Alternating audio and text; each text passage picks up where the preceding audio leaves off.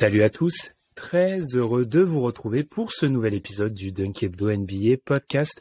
Aujourd'hui un épisode ô combien spécial puisqu'on va parler du phénomène Victor Wembanyama, non pas sous l'angle scouting mais bien sous l'angle NBA. En d'autres termes, on va se poser une question très simple. Quelle franchise NBA serait parfaite pour Victor Wembanyama?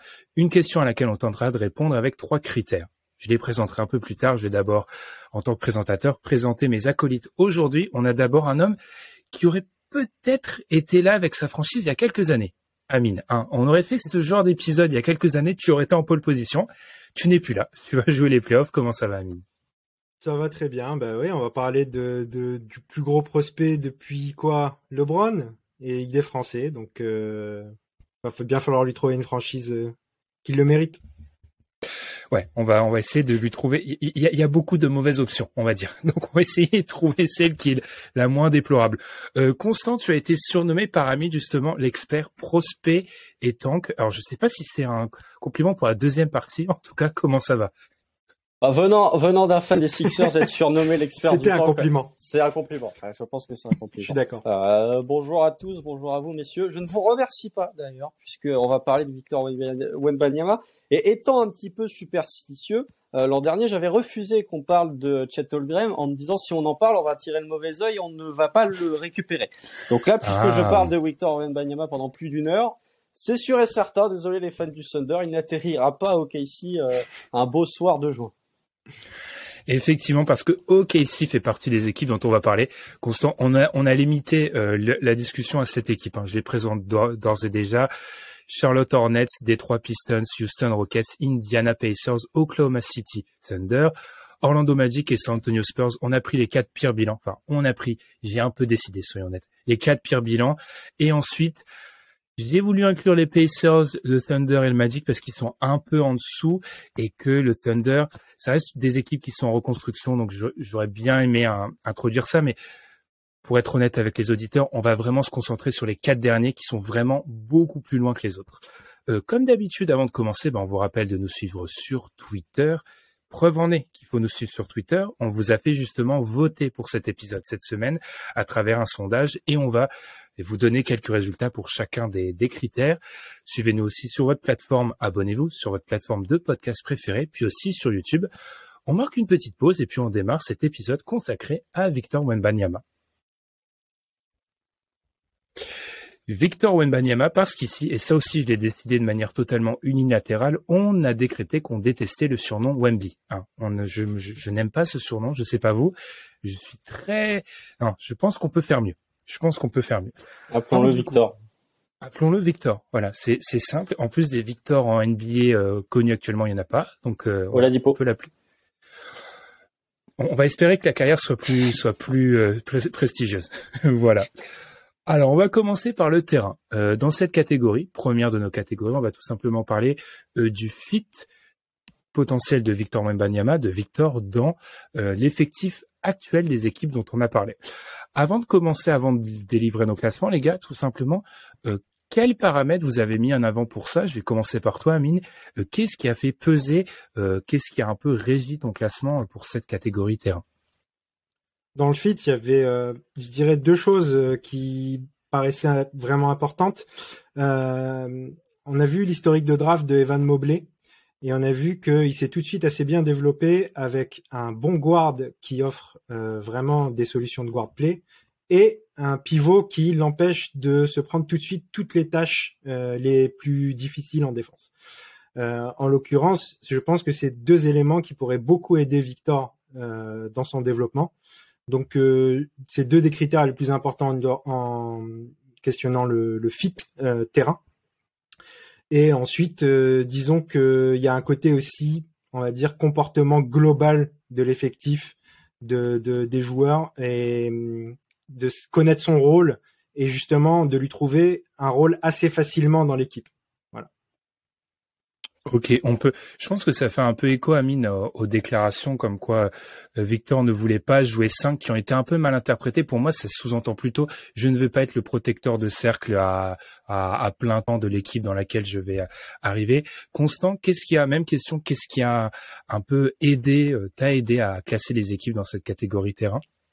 comme Amine. Pour moi, il y a deux points principaux. C'est le guard play, capacité à créer pour lui via pick and roll ou via pick and pop, parce que malgré tout le talent de Victor Wembanyama, il lui faut un guard pour créer, pour le mettre dans des bonnes situations. Deuxième point, qu'a cité Amine, c'est du côté défensif.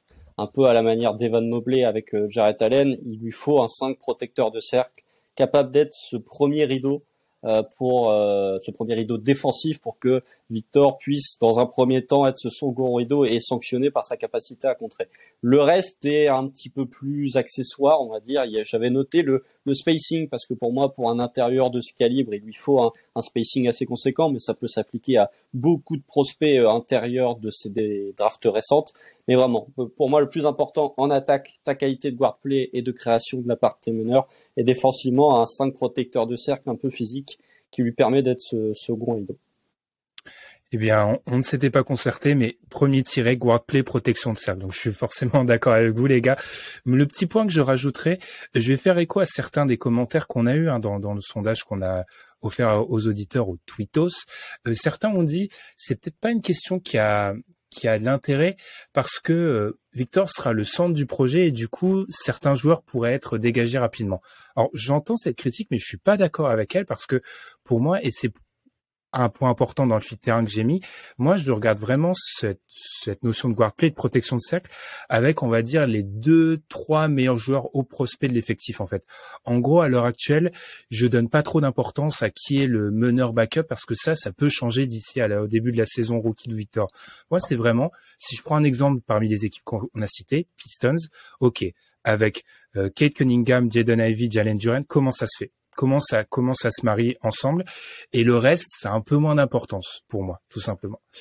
Eh bien, les gars, commençons. Alors, si on déroule un peu le classement, on remarque très rapidement que sur ce fit terrain, parmi les 7 équipes dont on a parlé, il y a des groupes qui se dégagent. Enfin, en tout cas, moi, c'est comme ça que je l'ai vécu, on va en parler. Il y a le groupe ou les équipes où le fit ne pose vraisemblablement aucun problème. C'est le Thunder et les Pacers, parce qu'ils se classent premiers, les Pacers, chez toi, Amine, chez moi, chez les fans. Constant, tu les as deuxième, mais autrement, pour tout le reste, on a tous OKC deuxième. Donc, c'est soit Indiana premier, soit OKC premier.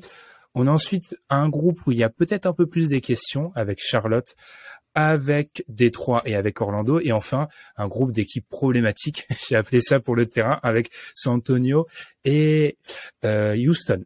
Déjà, les gars, est-ce que vous êtes d'accord avec cette répartition-là?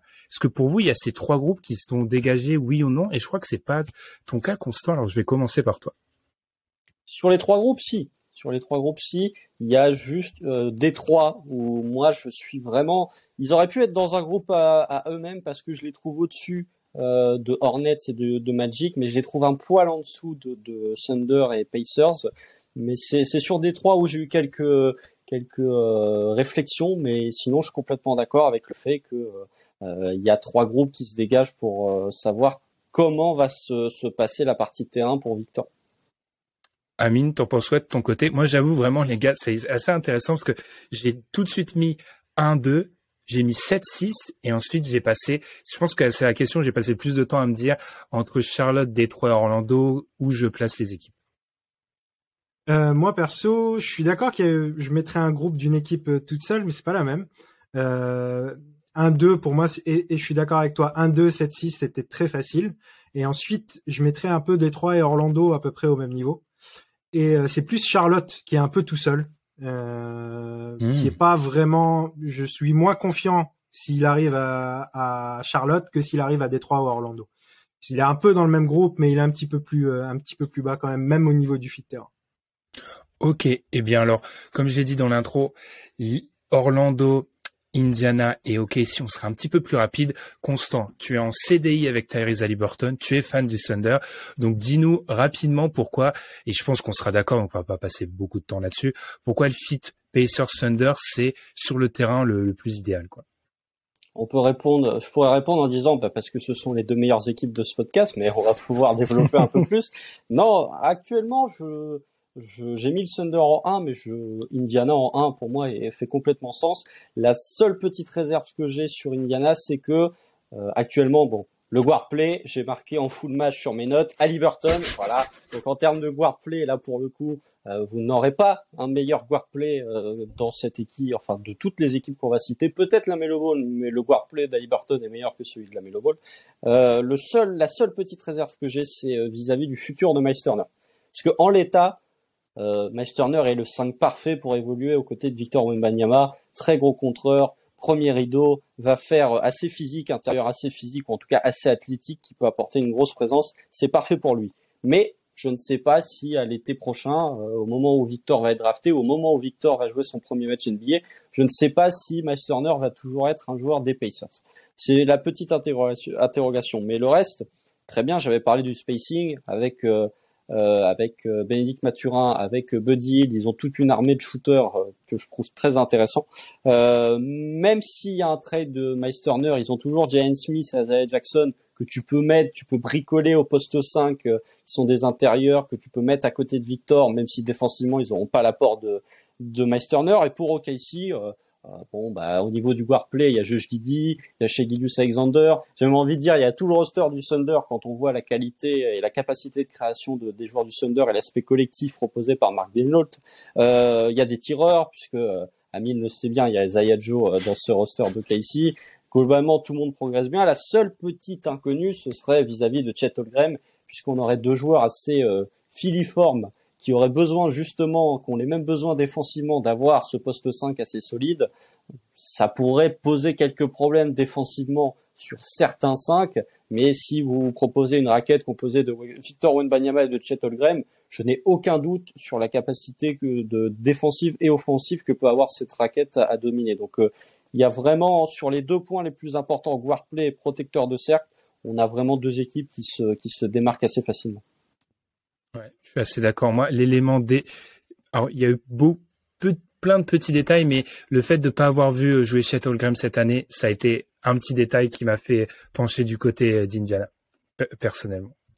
Vas-y, Amine, si tu as un mot à rajouter là-dessus. Oui, juste un mot. Je pense que justement, du coup, ça s'est fait là un peu la distinction qu'on a fait avec Constant. C'est que moi, j'ai l'impression que si demain Indiana arrive par miracle à drafter Victor, je pense qu'il garde Miles Turner de façon certaine. C'est possible. Du coup, ça simplifie un peu le truc. Et en plus, ce qui me rassure vraiment du côté d'Indiana, c'est que Miles Turner fait une bonne saison et commence à montrer quelque chose que on avait l'impression de voir mais qu'on voyait pas vraiment. C'est que cette année, il rentre vraiment ses trois. Il est à 40% sur plus de 4 tentatives. Là où on parlait d'un joueur qui est écarté mais qui tournait à 33% péniblement sur les autres saisons. Du coup, moi, j'aime bien l'idée aussi de voir Victor beaucoup dans la raquette, même si tout le monde s'extasie sur son 3 points. J'ai envie de le voir beaucoup dans la raquette en attaque, je parle. Et là où Miles, justement, a beaucoup de mal à y aller et un déficit même au rebond, il s'écarte un peu trop à mon goût pour un pivot quand même.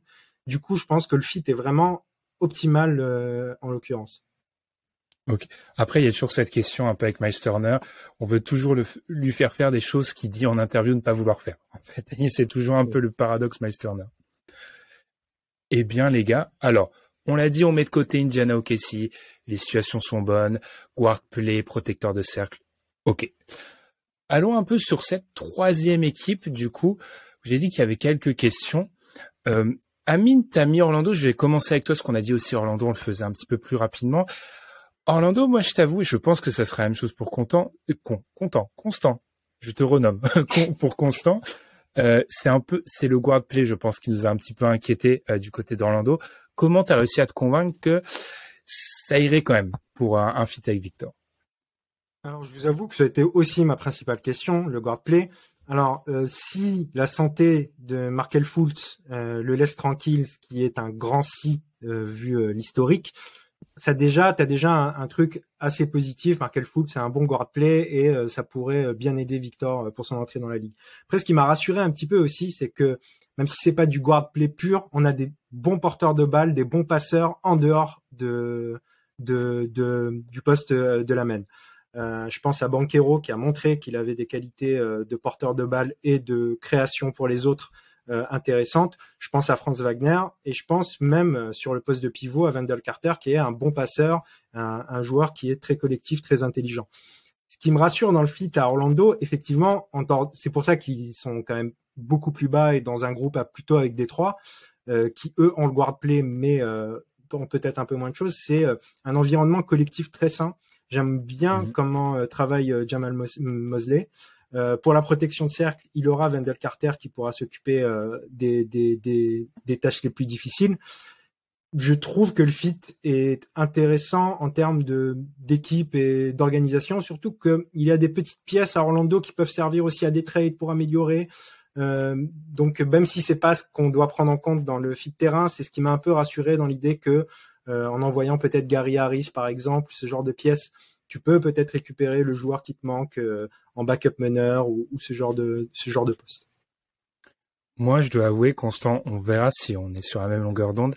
Alors, je suis d'accord avec Amine qu'en termes d'environnement collectif, si j'exclus encore une fois Indiana, Oklahoma City, je pense qu'ils sont troisième à l'heure actuelle. Je suis assez d'accord.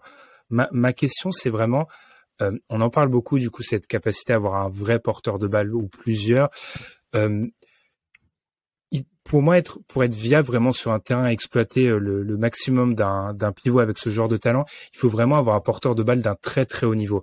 Et quand on compare avec les autres équipes du plateau, si on exclut les deux dernières équipes dont on parlera, qui sont Houston et San Antonio, ils sont vraiment un cran en dessous, malgré toutes les critiques que je peux faire sur la mélo. Et je vois beaucoup aussi de références à ce qu'ont pu faire les Cavs, notamment en le fait de jouer très grand. Et je trouve que c'est vraiment un peu sous-estimer le talent de Darius Garland, en fait. Ça met une pression folle sur ton premier porteur de balle d'avoir des grands et de devoir gérer autant de playmaking. Donc, je suis d'accord sur l'aspect défensif, mais j'ai un peu de mal sur la viabilité du 5 très très grand, en fait. Je sais pas ce que t'en penses, Constant. Oui, je suis d'accord avec toi. Moi, je les ai mis quatrième, ce Magic.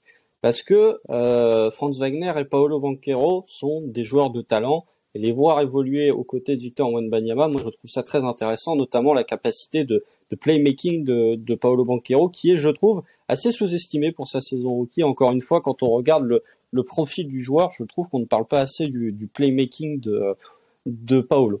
Moi, j'ai deux soucis principaux avec ce Magic. Le premier, effectivement, c'est la notion de guard play, puisque Markelle Fultz, tout aussi talentueux qu'il est, n'est quand même pas une assurance tout risque. Et la deuxième, enfin, ce qui rejoint cette problématique vis-à-vis du guard play, c'est que ce Magic, lors de la draft 2021, avait le 5e choix et a drafté Jalen Suggs, en provenance de Gonzaga, qui, malheureusement, devient petit à petit, j'ai pas envie de dire un boss, mais ça devient très compliqué de la part de Jalen Suggs. Il aurait pu offrir cette alternative au Magic d'être ce guard un peu plus playmaker, mais malheureusement, ce n'est pas le cas. Et mon second problème avec ce Magic, c'est que j'ai un problème de taille, en fait. Mais de taille, littéralement de taille, puisque Amine en parlait. Avec Franz Wagner, Paolo Banchero et Wendell Carter, tu as effectivement cette possibilité de voir Victor évoluer avec un 5 qui est capable d'être un playmaker et qui est capable d'être un premier rideau défensivement, mais tu ne peux pas faire un 5 majeur où tu as Franz Wagner qui fait 2m06 au poste 2, où tu as Paolo Banchero en 3, Victor Wembanyama en 4 et Wendell Carter en 5.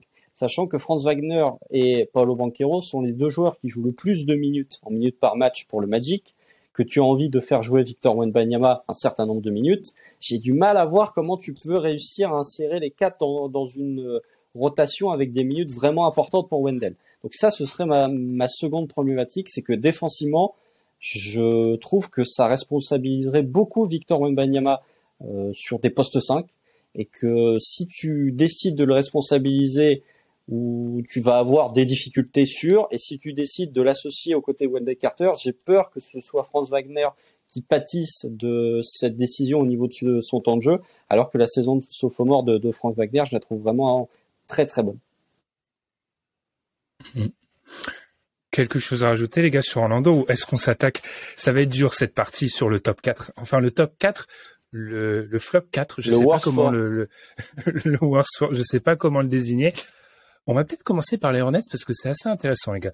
Les Hornets, quand on compile le classement des auditeurs, arrivent 3e, donc derrière Indiana et Oklahoma City. On est un peu moins fan parce qu'on l'a dit clairement, selon nous, ils sont dans un deuxième groupe, et quand on affine le classement des auditeurs, ils sont pas si loin d'Indiana et d'OKC. Question simple, les gars, et il y a eu beaucoup de commentaires dans le sondage d'ailleurs à ce sujet sur l'intérêt du fit des Hornets. La question des Hornets, les gars, moi je le dis souvent un peu de manière ironique, mais citez-moi un argument en dehors de Lamelo, en fait. J'ai beaucoup de mal. vraiment. Il commence à y avoir l'argument Mark Williams. On en a parlé dans le précédent 4 quarts. Il commence à y avoir l'argument Mark Williams qui, petit à petit, notamment avec le trade de Mason Plumlee, commence à se positionner comme le 5 du futur ou le starting 5 du futur pour ces Hornets. Alors, Mark Williams reste encore un profil très brut puisqu'il n'a été drafté que cette année, mais je trouve que défensivement, encore une fois, pour un pivot rookie, ce qui est probablement la tâche la plus difficile et la plus ingrate pour un rookie, c'est d'être un pivot. Je trouve qu'il montre de belles choses défensivement. Il y a un vrai tempo au compte, il y a une vraie connaissance du tempo pour contrer. Je pense que si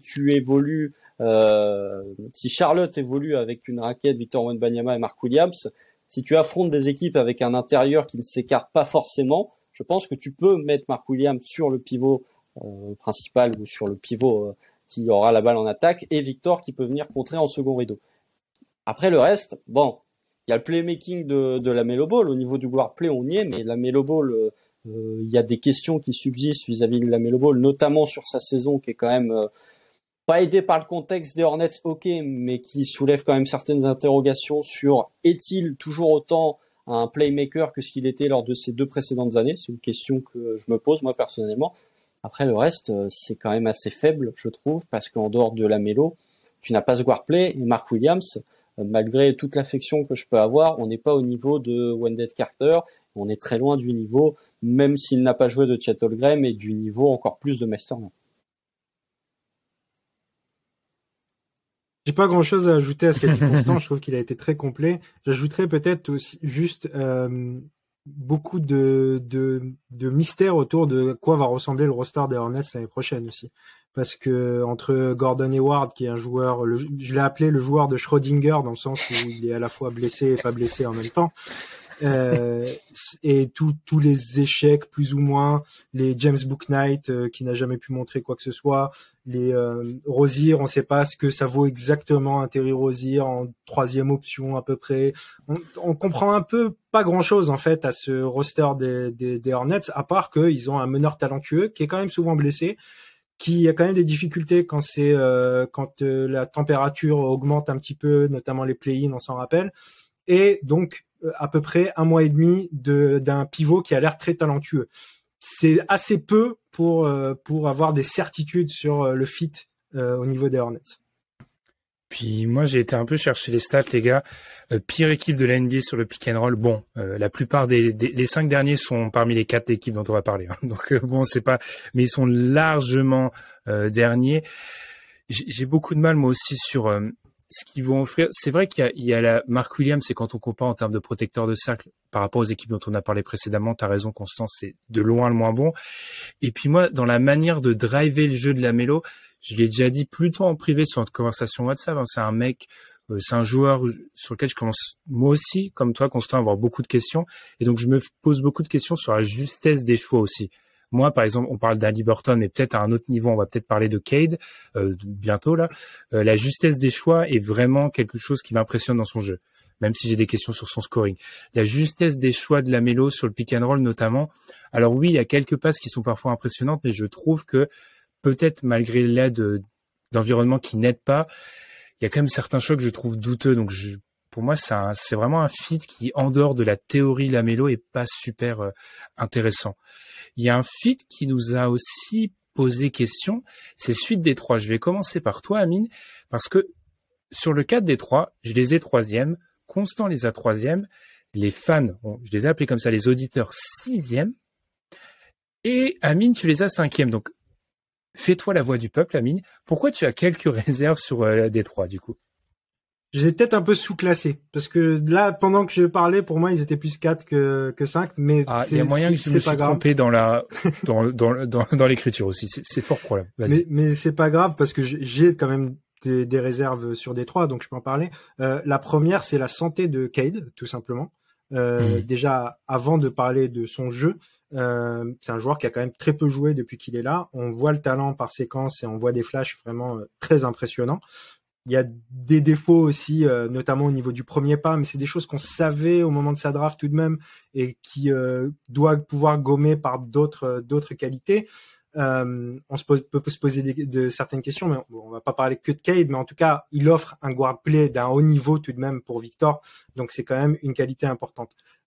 Cette année, ils ont eu l'intelligence de drafter aussi Jalen Duren, qui est pour moi, même s'il est jeune, est un pivot parfait à mettre à côté de Victor. Malgré son jeune âge, il est déjà dans une optique de faire le sale boulot et montre déjà peut-être plus que ce qu'on attend de lui en première année, sachant qu'il est très jeune. Il me semble que il a été drafté à 18 ans, il me semble. C'est le plus jeune joueur de la NBA, non? Octobre 2003, octobre 2004, même si je ne dis pas de bêtises, Jalen Duren.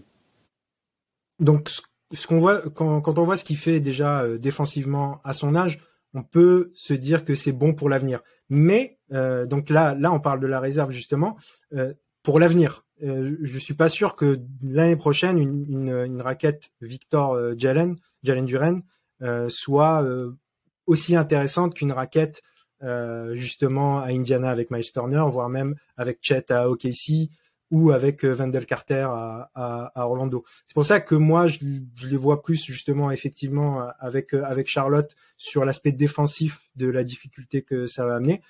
Maintenant, il y a des choses intéressantes dans le roster. Il y a un Bojan Bogdanovic qui pourrait apporter énormément de shooting.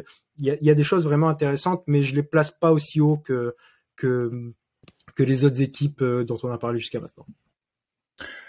Je les ai placés un peu haut. Je vais continuer avec toi, Constant, parce que c'est un peu une théorie qu'a parfois Tom, mais les joueurs qu'on a maintenant et ceux qui seront à l'entame de la saison si jamais Victor atterrit à Détroit pour le premier match de la saison, j'estime que ce ne seront pas les mêmes et qu'il y aura une vraie progression. Parce que Jaden Ivey aura eu toutes les répétitions. Parce que, alors certes, Cade est encore blessé, et oui, 12 matchs joués cette saison, c'est très embêtant. Mais je pense qu'entre Duren, Ivey et Cunningham, parce que comme je l'ai dit en introduction, c'est vraiment pour moi le cœur, dans les outils qu'on a mis théoriquement, on a le porteur de balle très très fort sur pick and roll, on a le protecteur de cercle, et on a même quelqu'un capable de suppléer sur du scoring. Alors j'ai des grosses questions au niveau du spacing, il m'inquiète vraiment beaucoup au niveau du spacing, parce qu'il y a vraiment pas beaucoup de réussite, notamment du côté de Cade, sur du pull-up, etc. J'ai vraiment été très déçu en allant regarder ces matchs, mais je me dis que théoriquement, à l'entame, il y a tous les outils théoriques, là où on en a parlé. Les Hornets, c'est assez faible dans ce deuxième groupe, et Orlando, l'absence de porteur de balle pour moi est totalement rédhibitoire. Oui, c'est compliqué de passer après vous parce que vous avez tout dit, mais effectivement, Détroit peut se résumer à est-ce que tu crois en la théorie ou est-ce que tu ne crois pas en la théorie. Je pense que c'est ce qui fait la différence de classement. Moi, je les ai mis troisième parce que quand tu as Cade Cunningham qui ok, n'a joué que 78 matchs NBA, mais qui est quand même 99e et 100e percentile en assist percentage pour ces 2 années. En termes de guard play, c'est intéressant. Quand tu as Jaden Ivey qui est 84e percentile en assist percentage, ça montre aussi que Jaden Ivey est capable d'être un playmaker secondaire, si Cade est le playmaker principal. Second rideau défensif, vu que Détroit a une armée d'intérieur, tu peux mettre quelqu'un au poste 5. Puisque Jalen Duren fait vraiment une saison rookie très intéressante. Même si je l'aime pas, du coup, tu peux donner des minutes à James Wiseman. Si tu veux aller dans l'expérimental, tu peux donner des minutes à Isaiah Stewart et à Marvin Bagley. Mais vraiment, avec Jalen Duren, pour moi, tu as un poste 5 extrêmement athlétique et de novembre 2003. Je rectifie. Voilà, je rectifie parce que je ne veux pas dire de bêtises, mais c'était l'un des joueurs les plus jeunes de la draft. Avec Jalen Duren et Victor Wembanyama, tu as une raquette très très très athlétique. Après, Amine t'a dit que c'était le pivot parfait pour Victor. Il y a le manque de spacing pour moi de Jalen Duren qui me fait dire que potentiellement un Miles Turner serait vraiment vraiment parfait pour lui. Et je rejoins ce que t'as dit Ben, il y a ce côté manque de spacing à Détroit où c'est compliqué. C'est compliqué le spacing à Détroit, surtout que Bojan. À chaque fois, je les confonds. Je suis désolé pour nos auditeurs. Il y a une époque, je les confondais pas, mais Bojan Bogdanovic, on ne sait pas quel est son futur du côté de Détroit. Sera-t-il à Détroit? C'est la question qu'on peut se poser. Donc oui, le guard play plus pour moi avec Cade et Jaden Ivey. La capacité d'être un second rideau défensif, tu l'as parce que tu peux mettre un Jalen Duren et que tu peux, si tu veux bricoler, tu peux mettre un James Wiseman. Après, il y a effectivement cette question du spacing et cette question de la capacité, ne serait-ce que pour Cade Cunningham, ne serait-ce que de jouer, ce qui serait déjà une première news rassurante. Et d'un autre côté, la question de se dire, Jaden Ivey et Cade Cunningham ont joué très peu de matchs ensemble. Qu'est-ce qui va se passer l'année prochaine quand les deux vont devoir coexister si en plus tu ajoutes un Victor Wembanyama dans l'équation? Entamons les équipes problématiques. Les gars, du coup, avec les Spurs et les Rockets. Alors, je vais déjà résumer, je pense, assez rapidement. Vous entendez, hein, il y a des petits refrains comme ça. Guard play, protection de cercle. Où est-ce que c'est? On ne sait pas. C'est très loin. Du coup, alors on s'est mis d'accord sur quelque chose, les gars, c'est qu'on a tous mis Houston dernier. Les auditeurs ont mis Houston dernier. Les gars, est-ce que c'est en partie parce qu'il y a une méconnaissance des rôles? Parce que en termes de talent pur, sur Touquet, les Rockets sont peut-être meilleurs, je pense. Hein, mais c'est ça, Amine, je t'ai vu hocher de la tête, c'est la méconnaissance des rôles. Ouais, il y a un peu de tout. Il y a beaucoup de choses en fait aux Rockets qui fait que le fit fait peur. C'est que quel est le rôle que tu donnes à Victor là-dedans? Et j'ai envie de dire, comment ses coéquipiers vont accepter son rôle qui va être forcément important. Parce que il va falloir, je veux bien que Victor soit pas la première option de son équipe en arrivant tout de suite en NBA évidemment, mais il va quand même falloir le nourrir dès la première saison, un minimum. Et quand on voit les profils des joueurs présents dans ce roster, on se dit que avec KPG, avec Jalen Green, avec Jabari Smith qu'il va falloir nourrir aussi, avec Sengun qu'il faut nourrir, t'as l'impression que tous les joueurs des Rockets, il faut les nourrir offensivement. Défensivement, ils se retrouvent abandonnés, j'ai l'impression aussi. Donc par les joueurs qui sont régulièrement dans le starting five. Disons qu'ils ont quelques profils intéressants à mettre à côté de lui, mais c'est des joueurs qui sont plutôt des joueurs de rotation. Donc, pour moi, ça me semble évident que, en fait, on est peut-être un peu dur de le mettre forcément en dernière position en termes de fit, parce que c'est presque une égalité pour moi avec les Spurs. Sachant que au niveau du guard play, disons qu'ils ont, on reviendra sur les Spurs après, mais en tout cas, vas-y. Aux Rockets, ça me semble évident que ça va être compliqué. Je pense que la solution pour que ça fonctionne aux Rockets, c'est qu'il y ait 2-3 joueurs qui partent et qu'il y ait 2-3 joueurs qui correspondent plus à Victor qui arrive.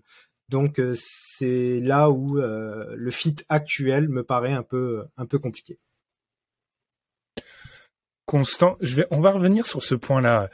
On va peut-être aller entrer dans ce point-là. San Antonio, Houston, est-ce que l'écart est si grand que ça, Constant? Non, il est pas si grand que ça, mais il y a quand même quelques points qui me donnent plus envie de voir les Spurs que de voir les Rockets. Parce que si on parle uniquement de guard play, bon, c'est compliqué. Mais au moins, les Spurs ont Trey Jones en guard play. Ce qui est déjà, Trey Jones, s'il fait pas du guard play, j'ai pas envie d'être méchant ou médisant envers Trey Jones, mais sa qualité première, c'est le playmaking pour les autres. Ils ont taille à Houston aussi. Oui, mais qui joue pas, ça c'est un autre débat. Donc et si on parle de pivot premier rideau, ce qui est un peu bête pour les Spurs, c'est qu'ils ont envoyé Jakob Poeltl, qui aurait quand même pu être très intéressant à faire évoluer aux côtés de Victor Wembanyama. Mais bon, un first round pour 6 mois de Jakob Poeltl, ça se refuse difficilement. Par contre, ils ont Zach Collins, qui peut potentiellement être. Non mais attendez. Je suis désolé. Vous avez un pivot premier rideau. Vous avez le choix entre Zach Collins et Alperen Sengun. Ne me dites pas que vous préférez. Ouais, t'as raison. Oui, ok. Je compare, hein. Je dis pas que c'est bien, mais je fais une comparaison entre Houston et San Antonio. Il est fort, il est très Attention. fort. Côté Rockets, alors, 0 guard play, parce que il faut quand même jouer Kevin Porter Jr. comme un meneur. Parce que tout le monde, sauf eux, ont compris que Kevin Porter Jr., faut pas le faire évoluer comme un meneur. Ils ont aucun pivot premier rideau parce que leur pivot titulaire, c'est Alperen Sengun. Et qu'en sortie de banc, ils ont que des pivots undersize qui font jouer au poste 5 avec Tari Eason, que j'adore. Vraiment, j'adore Tari Eason. Mais, il peut pas défendre premier rideau sur des postes 5. Ils ont Ousmane Garouba, qui est encore un joueur très bon défensivement, mais qui est undersize et en plus qui font pas jouer. Et, ils ont un malus, c'est que j'ai noté sur mes notes, ils ont des ball hogs en plus de ça. Donc, ils vont pas le servir, puisqu'ils ont Kevin Porter Jr. qui prend masse de tir, ils ont Jalen Green qui prend masse de tir, Déjà, Jabari Smith a du mal à exister dans ce système des Rockets. Bon, c'est aussi parce que Jabari Smith joue à un niveau qui peut être potentiellement inquiétant, même si on considère que c'est un rookie. Mais oui, je trouve que, enfin, défensivement, vous avez une raquette Victor Wembanyama, Alperen Sengun. Bon, offensivement, ça va être joli, mais défensivement, ça donne tellement de responsabilités à Victor Wembanyama. En attaque, je suis même pas sûr qu'il voit la balle parce que tu n'as pas de guard play. Et en plus, tu vas devoir te cotiner Jalen Green qui va prendre beaucoup de pull-up, et je le dis de façon gentille. Tu vas avoir Kevin Porter Jr. qui va prendre beaucoup de pull-up. Et au niveau du banc, si tu regardes le backup meneur, t'as Ty Washington, mais sinon, tu n'as pas vraiment de playmaker. Donc oui, les Spurs, c'est pas terrible, mais si on compare aux Rockets, c'est un peu mieux. En théorie, les Rockets devraient être meilleurs, mais ça n'est pas le cas. Défensivement, je peux pas. Après une telle démonstration, j'ai rien à rajouter du côté des Rockets. Il y a aussi, comment dire, alors c'est vraiment bateau de dire ça, mais les Rockets, il y a le côté Jabari Smith et Sengun qui ont plusieurs quand même passifs en même pas une saison de fois où ils sont un peu rentrés dedans. C'est tout sauf sain. Le fait que effectivement Jabari Smith fait une mauvaise première saison rookie, et quand ton coach pour déjà ce jour-là t'explique qu'il a pas mis en place de système, bon, question du coach, on va y revenir, mais c'est aussi parce qu'il y a trop de bouches à nourrir, en fait. Il y a trop de bouches à nourrir du côté de Houston, donc en rajouter une de plus, ça serait problématique. Il y a Brian Windhorst du côté d'ESPN qui a fait un long portrait de Victor Wembanyama pour ESPN, justement, qui expliquait dans un show, je sais même plus lequel que j'ai écouté, que c'est vraiment un fit dangereux. Je reprends les mots, dangereux. Il a utilisé il a dit dangerous. Donc, je pense qu'effectivement, les Rockets sont derniers. Au niveau des Spurs, moi, ce qui me gêne, c'est qu'en fait, au niveau de la complémentarité des Spurs, t'as l'impression qu'ils n'ont pas les pièces 1, 2, mais ils ont les pièces 3, 4. Ils ont déjà les ailiers défensifs un peu 3&D. Ils les ont déjà. Sauf qu'en fait, ils ont oublié ils n'ont pas encore 1, 2, et 1, 2, c'est le plus dur à trouver, c'est ce qu'il faut. Alors, je suis d'accord, Trey Jones, je pense que ça reste un backup, mais c'est peut-être mieux que ce que propose Houston. T'as raison, Constant. Et ils avaient le protecteur de cercle, ils l'ont envoyé. Mais donc, il y a de ça, c'est que les Spurs ont au moins les pièces 3-4, en fait, si on descend le curseur. Je suis même pas sûr que les Rockets, dans l'idée, l'ont actuellement. Donc, compliqué. Quelque chose à rajouter, les gars, sur le fit terrain, ou est-ce qu'on enchaîne? Non, bah. Je voulais juste dire que pour les Spurs, j'avais, quand on avait joué à l'agent justement dans un podcast précédent, j'avais vraiment dit à Jakob Poeltl que la meilleure solution c'était de prolonger aux Spurs et qu'il aurait des beaux contrats avec si bien sûr les Spurs récupéraient Victor, parce que ça aurait été un très bon joueur à lui mettre à côté, qu'il aurait bien fait les poubelles, on va dire.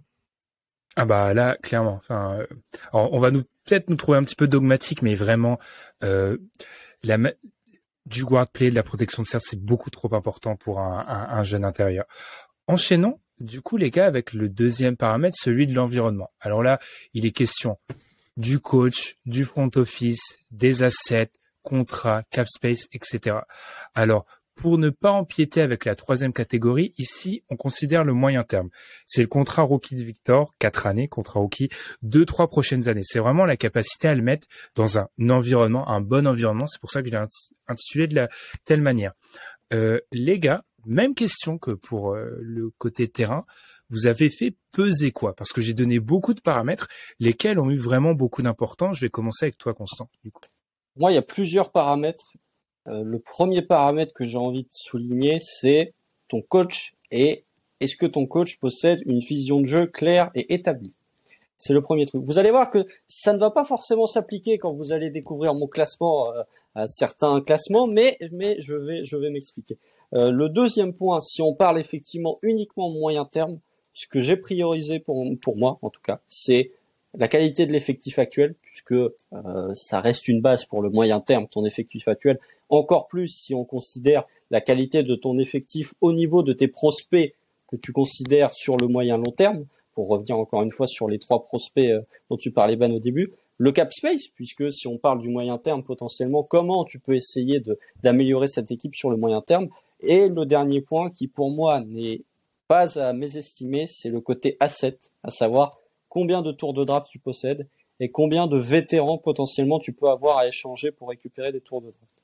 Ce qui peut peut-être expliquer que j'ai certaines différences avec vous. J'ai vraiment essayé de prioriser parce que le côté coach pour moi reste toujours assez instable dans le sens où sur 4 ans il peut se passer des choses au niveau du coaching. J'ai essayé un peu plus de prioriser le côté cap space et le côté asset pour certaines équipes.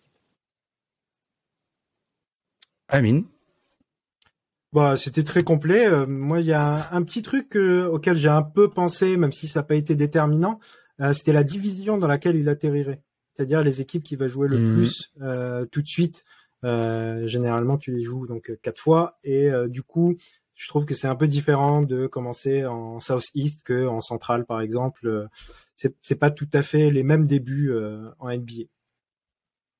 Moi, alors peut-être une vraie différence avec Constant, mais tu l'as dit dans la fin de ton intervention, Constant, je donne beaucoup moins d'importance au coach parce que moi j'avais écrit entre parenthèses viré. C'est-à-dire que il est quand même probable que certains ne passent pas l'été. Je pense à l'ami du côté de Houston, Stephen Silas. Je pense qu'il sera, il dégagera. Alors, j'ai adapté ça à certaines franchises parce que je pense par exemple que Charlotte, ça sera l'objet de notre prochaine partie. Vu l'historique de la franchise, je pense que Clifford est bien installé.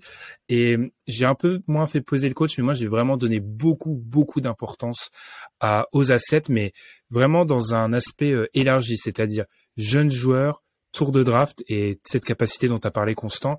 Le cap space, c'est quelque chose que j'ai pas trop priorisé parce que, de un, il y a la plupart des équipes dont on va parler en auront à un moment parce qu'il y a beaucoup de jeunes. Et puis, c'est l'objet de notre prochaine partie. On n'est pas sur des franchises qui attirent beaucoup. Donc, je considère que c'est pas quelque chose qui devait peser vraiment. Alors, félicitations, Constant. OKC a raflé la mise. Premier, partout. Encore une fois, semble se dessiner, les gars, ce duo Thunder Pacers. Amine, je vais commencer avec toi cette fois-ci. Tu les as mis 1-2. Est-ce que là aussi, il y a un groupe qui se détache, du coup, une nouvelle fois avec ces deux équipes? Oui, clairement, il y a un groupe qu'on a vu déjà en fait, ce qu'on a vu déjà cette saison, c'est-à-dire qu'on voit déjà les prémices de deux équipes qui doivent être compétitives assez rapidement en fait. Et ça, c'est une chose qui est déjà primordiale pour que Victor ne soit pas tout de suite dans un chantier qui peut durer plusieurs années et qui peut faire baisser sa cote et le mettre dans des situations où il peut vite en avoir marre également, ce genre de choses. Donc à OKC encore plus qu'à Indiana, je trouve vraiment qu'on peut avoir confiance en une équipe qui sera pour moi compétitive dès la saison prochaine, avec un management intelligent, un bon coach qui fera jouer de la meilleure manière et qui aura l'intelligence. Disons que comparé à certaines franchises, on n'est pas avec un dinosaure avec de vieilles idées, mais au contraire avec quelqu'un qui essaie de mettre en place des idées récentes. Dinosaure, ce n'est pas forcément que de l'âge, parce que justement, du côté d'Indiana, Carlisle, on a plutôt confiance aussi en ce qu'il va proposer pour Victor, alors qu'il est là depuis bien longtemps. Donc pour moi, effectivement, ces deux équipes, que ce soit aussi en termes de... C'est-à-dire qu'elles cochent toutes les cases, en termes d'assets, en termes de cap space potentiel, en termes de façon dont elles peuvent se construire. Pour moi, c'était une évidence que, sur le contrat rookie en tout cas, c'était les deux meilleures destinations pour Victor. Assez complet. Est-ce que tu as quelque chose à rajouter, Constant? Je tiens à souligner quand même, dinosaure pour Casey, qui a entraîné au Raptor, c'est très très fort. Hein, c'est très, très fort. Elle est belle. Vas-y. J'avais même pas fait le lien, c'est vrai qu'elle est très belle. Je me suis dit, je l'ai fait au hasard. Elle est très très forte. Alors, bravo, parce qu'elle était vraiment très forte. Ah bah, le génie, hein, l'inspiration vient comme ça sans même prévoir. Non, mais pour être un peu plus sérieux, moi j'ai mis OKC tout seul dans son groupe. Je suis peut-être un peu biaisé, mais je vais vous expliquer pourquoi. Parce que si on prend en compte tous les éléments qu'on a cités, en termes d'assets, OKC a beaucoup plus d'assets que les Pacers. En termes de qualité de l'effectif actuel, Buddy Hield a 30 ans, Miles Turner, on ne sait pas vraiment ce que ça va donner, TJ McConnell, qui est un backup meneur de qualité, est-ce qu'il peut être courtisé potentiellement par d'autres équipes qui visent un peu plus haut? OKC, si vous prenez si on parle encore une fois du trio de jeunes, on va reprendre encore une fois l'argument de Ben du trio de jeunes. Le trio de jeunes au Thunder, ça peut être Shai Gilgeous-Alexander qui est déjà un top 15 NBA, Chet Holmgren qui est un pick de draft et Josh Giddey. Vous pouvez rajouter à ça Jalen Williams qui potentiellement est en train de est en train de faire une saison rookie très satisfaisante.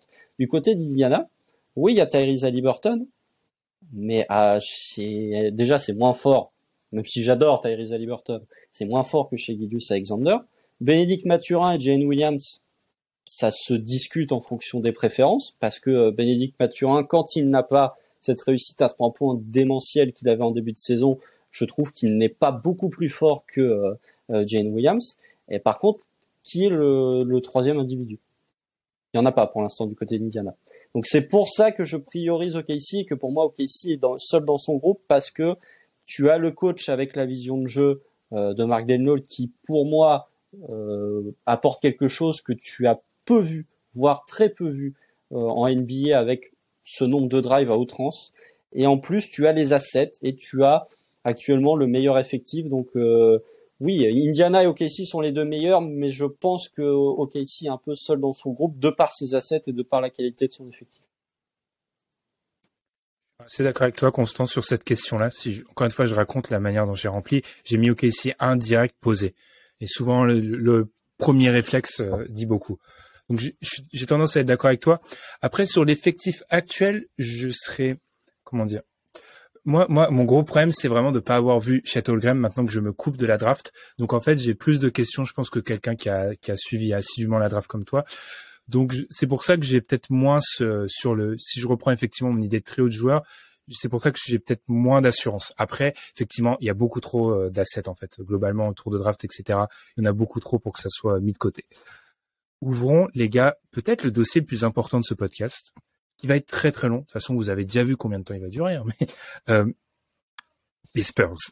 Parce que les Spurs arrivent deuxième du classement des auditeurs, mais pas seulement deuxième, les gars. Quand on fait les moyennes, ils sont très proches d'OKC, en fait, hein, en termes d'environnement. Pourtant, nous, on est beaucoup plus mesurés. 5e chez toi, Constant, 4e chez moi et 4e chez toi, Amine. Alors, les Spurs, comment expliquer cette différence? Parce que globalement, notre classement issu des auditeurs se rejoint assez, les gars. Mais là, on est vraiment sur une énorme différence. Allez, je vais commencer par toi, Amine, ou toi, Constant. Qui a envie de... Je sais pas, parce que j'alterne beaucoup, là, donc je commence à fatiguer. Pourquoi on est si critique avec le management des Spurs, les gars? Qu'est-ce qui ne nous plaît pas? Vas-y, Constant. J'étais lancé. Je me suis voilà. C'est un peu comme les joueurs des Rockets quand il s'agit de tirer. J'ai pas demandé l'autorisation. Je suis parti directement. Non, mais pour les Spurs, c'est là où il y a une dichotomie assez importante entre notre regard et ce que peuvent avoir le regard de nos auditeurs. C'est que pour moi, l'environnement des Spurs ou ce que les gens pensent qu'est l'environnement des Spurs, c'est un environnement qui n'existe plus en fait. On n'est plus en 2019. On n'est plus en 2017. Le premier point, moi, qui m'a fait classer ces Rockets, non, justement, ces Spurs en dessous des Rockets.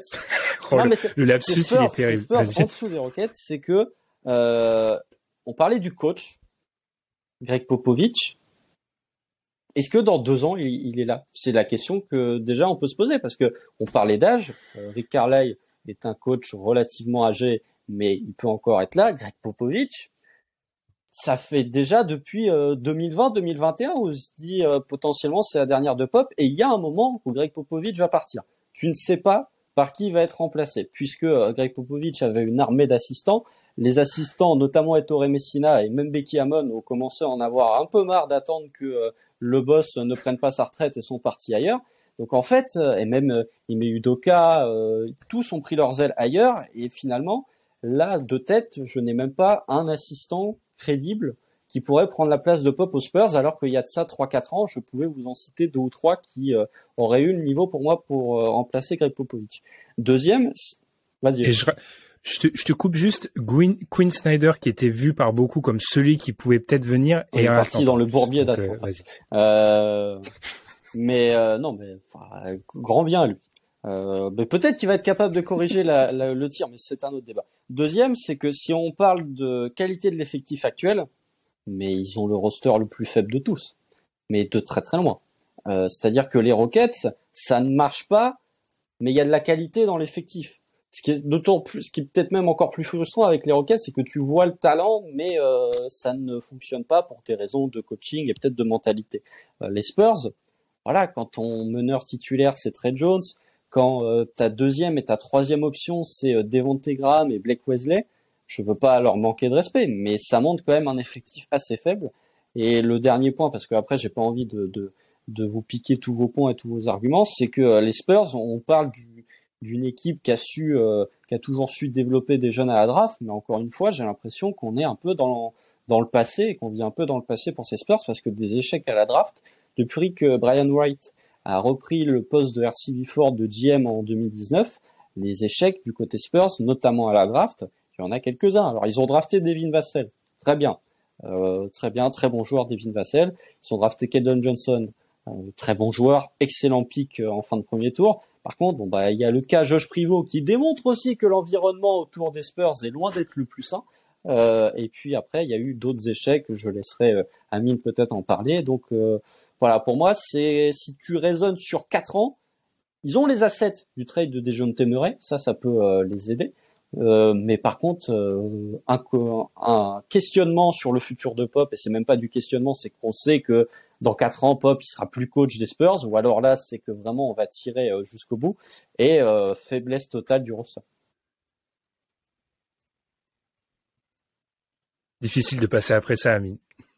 Ouais, il a dit tellement de choses. Bon, je le citais en off tout à l'heure, mais dans les magnifiques échecs de draft, il y avait Luka Samanic, notamment le fameux, qui n'était pas un joueur NBA. Constant a parlé de Primo aussi. Je pense que récemment, ils ont voulu drafter un peu des porteurs de balles secondaires. C'est très bizarre. T'as l'impression qu'ils ont drafté des porteurs de balles secondaires alors qu'ils n'ont pas de porteurs de balles primaires. C'était des choix très étranges. Moi, les drafts des Spurs, effectivement, il y a le choix Vassell qui était un super choix. Keldon Johnson qui va aller chercher, je crois que c'était en 29e position. Ils l'ont pris juste devant KPG.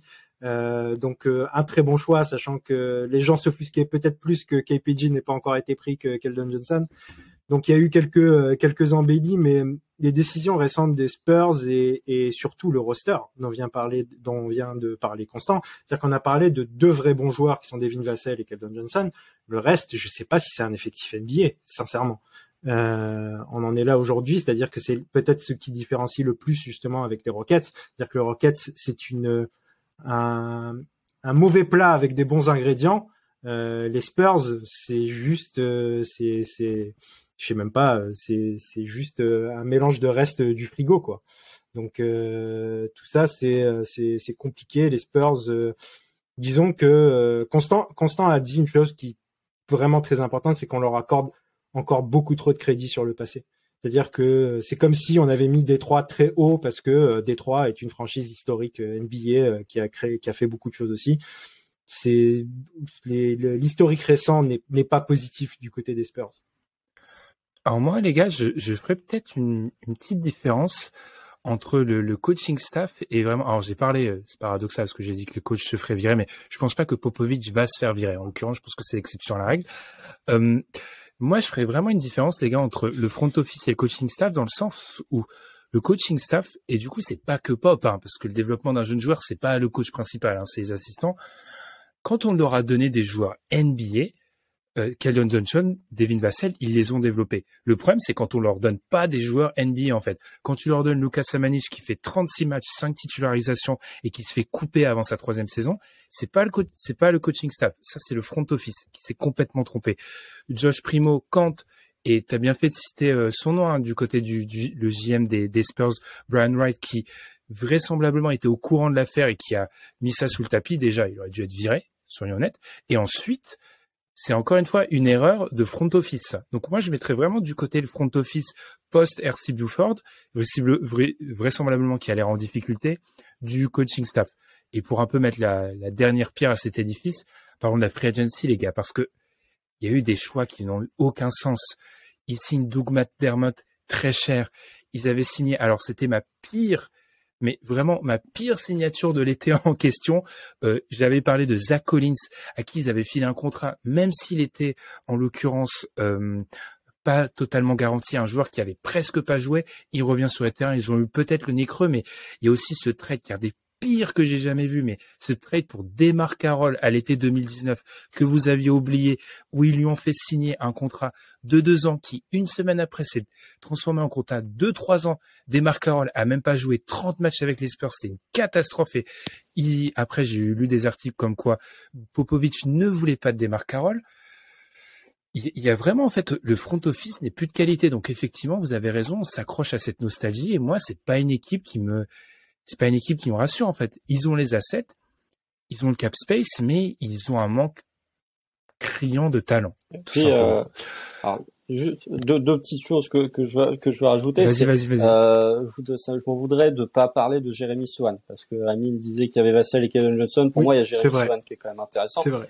Et le deuxième point, c'est que si on parle de la partie environnement, les Spurs, ok, tu drafts Victor Wembanyama, mais je pense que l'an prochain, ils auront encore envie d'être mauvais. Parce que comme ils ont pas ce 2, Devin Vassell, s'il se développe bien, peut être potentiellement ce 3, mais ils vont encore vouloir être mauvais, ce qui, pour moi, n'est pas forcément le cas de toutes les équipes dont on va parler. Moi, je rajouterais juste que pas oublier qu'on voit un peu le prisme français aussi des Spurs avec une équipe très populaire. C'est pas une équipe si populaire que ça, c'est-à-dire qu'elle a une histoire qui fait qu'elle est rentrée dans l'histoire NBA, etc. Mais les free agents vont pas se bousculer au portillon pour aller signer aux Spurs aussi. C'est quelque chose dont on se rend pas forcément compte peut-être en France. Et c'est là où j'étais très surpris parce qu'il y avait Jonathan Giovanni de Draft Express qui a fait un podcast sur ESPN avec Windhorse, d'ESPN toujours, et qui expliquait que malgré tout cela, d'après ce qu'il entendait, les agents seraient toujours heureux quand leurs joueurs atterrissent à San Antonio. Tu vois, je pense vraiment, les gars, que cette notion de développement, ils l'ont encore. Je pense. Moi aussi, je suis bercé par la nostalgie. Je pense qu'ils ont le volet développement, c'est le volet choix qui est absolument apocalyptique. Vraiment. Après, les agents sont contents parce qu'ils savent que si tu vas aux Spurs, les gars vont avoir du temps de jeu. Aussi. Ouais, aussi. C'est vrai. Après, tu vois, t'en as peut-être techniquement à Houston, hein, mais après, passons.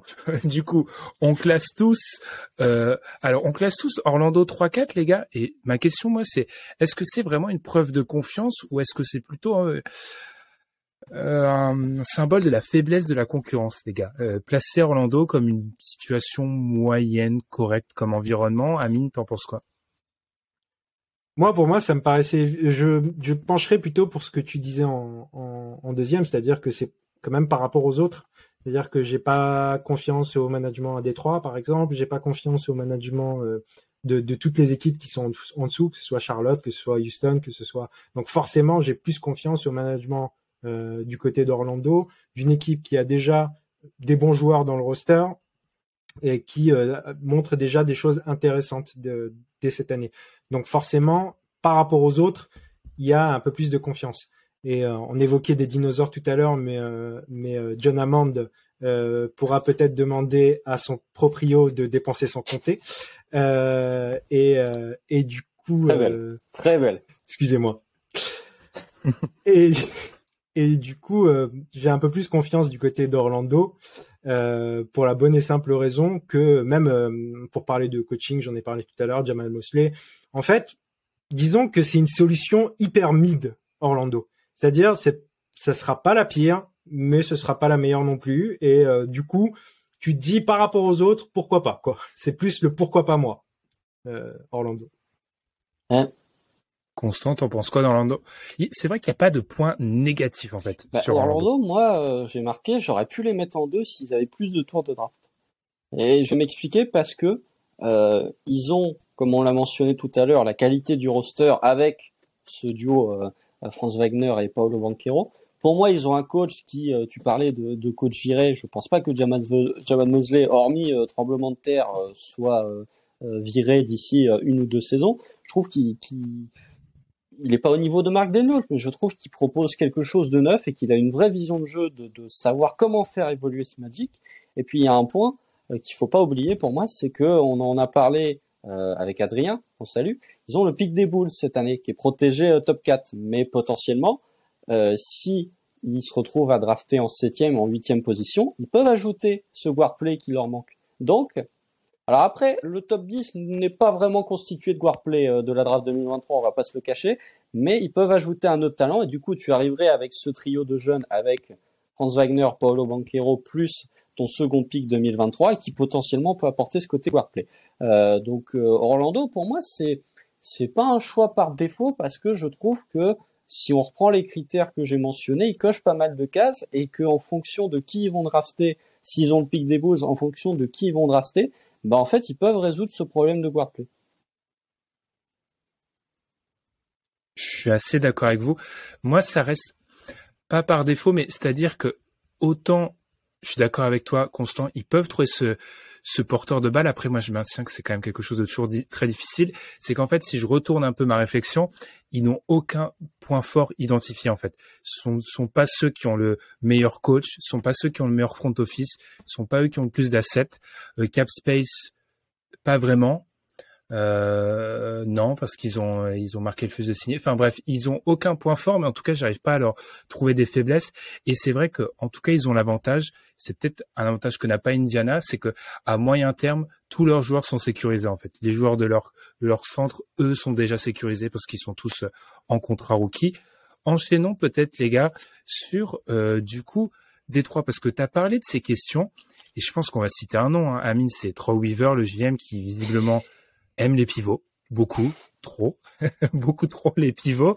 Et c'est vraiment ça, moi, qui m'a posé des questions du côté de Détroit. Aussi, pas de surplus de pics aussi. Détroit n'en a pas vraiment quand tu compares à d'autres équipes dont on a parlé aujourd'hui.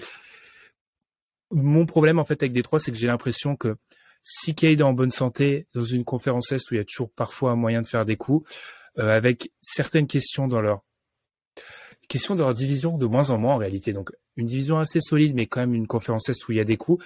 J'ai peur qu'à moyen terme, en fait, Victor soit la dernière pièce. Un peu comme ce qui s'est passé du côté de Cleveland, c'est-à-dire qu'en gros, Victor arrive, le fit commence à bien, les éléments s'associent bien, et du coup, ils sont plus en position d'ajouter d'autres talents. Et du coup, je me demande si le cœur actuel sera assez fort. Donc c'est un peu ma question du côté de Détroit, et j'ai peur que du coup, si c'est le cœur actuel, ils n'aient pas du côté du front office la capacité à trouver des éléments intéressants. Et deuxième chose, il sera peut-être viré.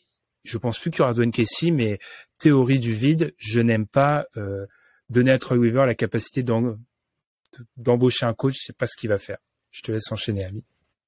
C'est intéressant ce que tu dis, parce que moi je suis pas sûr que Dwayne Casey soit plus l'année prochaine, pour la bonne et simple raison que ça fait 2 ou 3 saisons que du côté de Détroit, on le réclame à corps et à cri, le départ de Dwayne Casey. Et du coup, j'ai l'impression que ça forme un joli binôme qui partira peut-être en même temps lorsque ça devra partir, mais j'ai l'impression que pour l'instant, ça va être le statu quo du côté de Détroit. Je me trompe peut-être, c'est que de la théorie, on va dire, mais ce qui m'inquiète donc le plus du côté de Détroit, c'est, comme tu l'as dit, ce management et la façon dont elle gère ses assets. Il y a quelques bons coups par-ci par-là, par exemple, c'était malin de récupérer Bojan Bogdanovic, et ça draft plutôt bien aussi, mine de rien, Troy Weaver. Il y a eu quelques échecs, on repense à Doumbouya, on repense à la France finalement. On pense à Kylian. Est-ce que oui, voilà, c'est pour ça que j'ai dit on pense à la France finalement. Et est-ce que finalement là on part sur de la grosse théorie, mais est-ce que Détroit est un bon endroit pour les Français finalement? Donc ça c'est une question qu'on peut se poser. Néanmoins, ils sont pas tout en bas, pour la bonne et simple raison que l'historique de la franchise fait qu'on a envie un peu de croire que Détroit ne restera pas éternellement telle qu'elle est actuellement. Maintenant, ça fait quand même une bonne dizaine d'années que Détroit n'est pas intéressant et que, comme on l'a un peu dit en off, ça ne dépense pas beaucoup d'argent et ça n'est pas prêt à dépenser beaucoup d'argent. Donc, est-ce que un talent générationnel de plus, j'ai envie de dire, parce que avec déjà Cade, on peut se dire que ça ferait 2 talents générationnels dans ton roster. Est-ce que c'est des habitudes qui vont changer? Est-ce que Troy Weaver sera toujours là? Et du coup, je m'inquiète de la façon dont l'argent sera dépensé. Donc tout ça, c'est un peu trop de questions pour qu'on les place très haut dans les meilleures destinations possibles. Détroit, Constant, beaucoup de pivots. Moi, je suis désolé, j'ai encore regardé l'effectif. Comment Marvin Bagley prend 12 millions par an? C'est un des plus gros vols récent quand même. Il faut parler de ce contrat-là, mais Constant, Détroit. Non, moi j'ai pas grand-chose à ajouter à ce qu'a dit Amine. Il a été très complet. Moi je les ai mis bas parce que malgré le fait que tu aies potentiellement ce trio Cage, Eden Ivey et Jalen Duren, t'as aucun asset puisque ta superstar, la superstar, le meilleur joueur de ton ancien projet, c'est un joueur que tu as coupé puisque c'était Blake Griffin. Donc tout de suite, c'est plus compliqué de récupérer des pics de draft. Orlando a pu récupérer des pics pour Nikola Vucevic, Houston pour James Harden, San Antonio pour Dejounte Murray, OKC pour Paul George et Russell Westbrook. Eux, non, puisqu'ils ont coupé ce joueur-là. Et puis, j'ai deux facteurs assez négatifs. C'est encore une fois quid de Bojan Bogdanovic, même s'il a été prolongé. Je suis toujours pas convaincu que son futur s'écrive du côté de Détroit.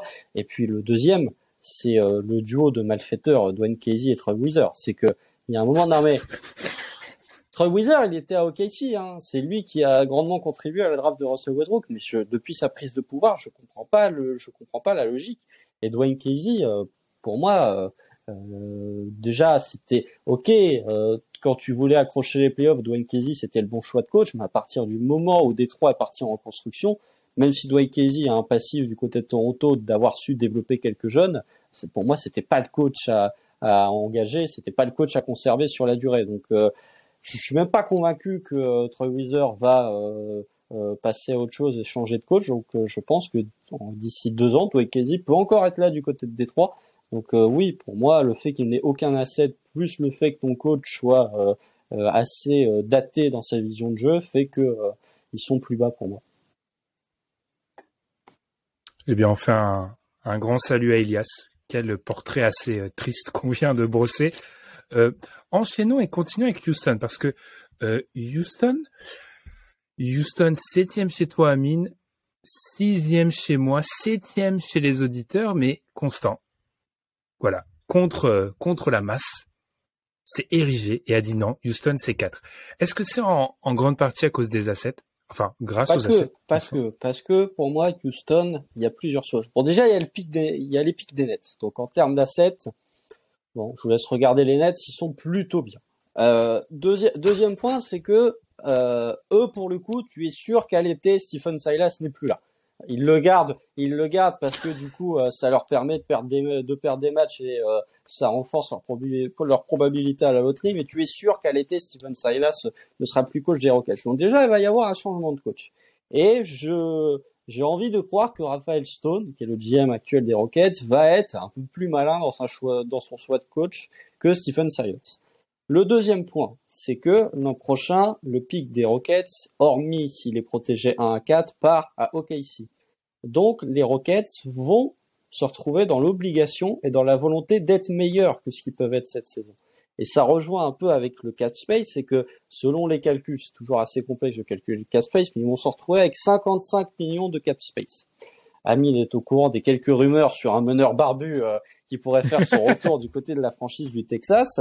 Ça reste à déterminer, mais je pense que Houston va essayer d'être actif sur cette Free Agency 2023, ce qui n'est pas forcément le meilleur move à faire, mais en tout cas, ils vont essayer de se renforcer, et même, j'ai envie de dire, ils sont dans l'obligation de se renforcer si tu veux pas envoyer un pic très très élevé au OKC, parce que je refuse de croire que les Rockets vont être 4 années de suite dans le bottom 4 à la draft. Pour moi, c'est pas possible. Ou alors là, va vraiment falloir commencer à sortir les fourches. Donc oui, je les mets 4e parce que le changement de coach, parce que le fait que, pour moi, ils vont être actifs durant l'été et qu'ils vont être meilleurs parce qu'ils sont dans l'obligation d'être meilleurs, et les assets qui, potentiellement, sont les meilleurs de toutes les équipes. Ça se discute avec les Clippers, mais en l'état actuel, si le roster des Clippers ne bouge pas, ils ont les meilleurs assets.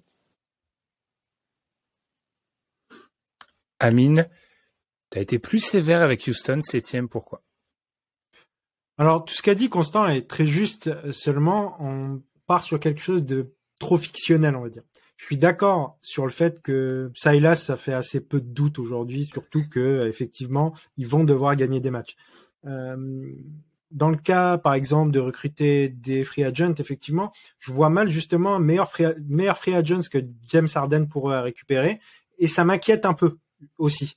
Non pas, moi je suis très content de ce que fait James Harden à Philadelphie actuellement, mais James Harden de retour à Houston après avoir écumé d'autres endroits à l'est, je suis pas sûr de la motivation grande. S'il le fait, en tout cas, j'ai pas l'impression que ce sera pour aller chercher un titre tout de suite, ce qu'il avait l'air de vouloir faire du côté de Brooklyn et du côté de Philadelphie.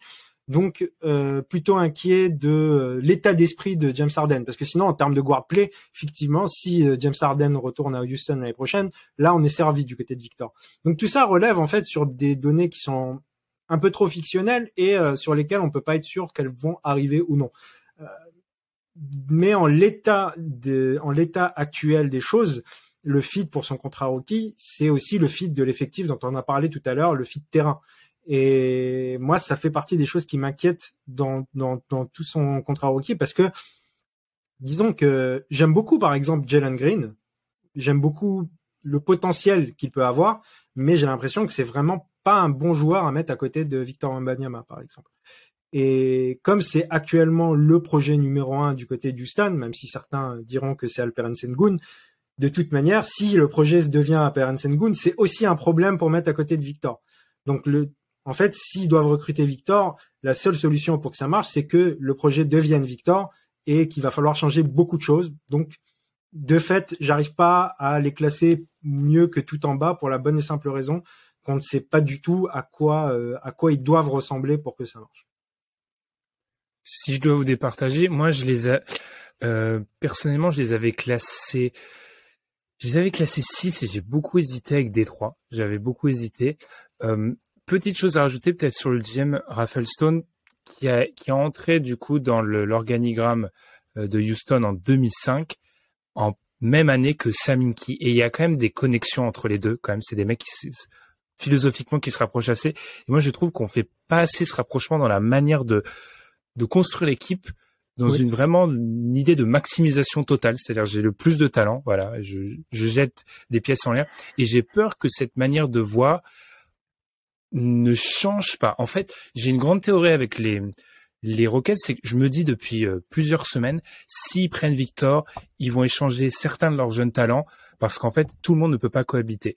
Mais vu la bouillie de basket qu'ils ont proposé ces 2 dernières années, leurs jeunes talents, même s'ils ont été draftés haut, auront moins de valeur en fait. Donc je pense que certains de leurs assets ont moins de valeur. Première chose. Deuxième chose, même si James Harden revient ou sans James Harden, alors oui, des postes de coaching, il y en a que 30 en NBA. Et ce poste-là de coach, il va être très dur à vendre. Et du coup, on va repartir probablement sur un jeune coach qui a pas d'autre option, sur un coach de deuxième catégorie. Et je suis pas sûr que ça soit très rassurant.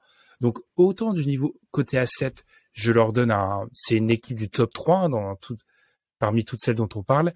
Mais l'environnement me fait très peur, en fait. Et puis, quand je lis Rafael Stone, quand on lui demande comment jugez-vous votre réussite en tant que GM, c'est incomplet mais c'est plutôt positif. Non, en fait, parce que construire une équipe, ça ne se résume pas à accumuler du talent, c'est proposer quelque chose sur le terrain et pour l'instant, c'est abominable à Houston. Donc, je suis assez partagé. En parlant de partager, finissons par les Hornets. On finit souvent par eux, hein. C'est les séquences en ce moment, les gars. Aussi finissent souvent les Hornets. En ce moment aussi. Les Hornets, qui veut commencer par les Hornets?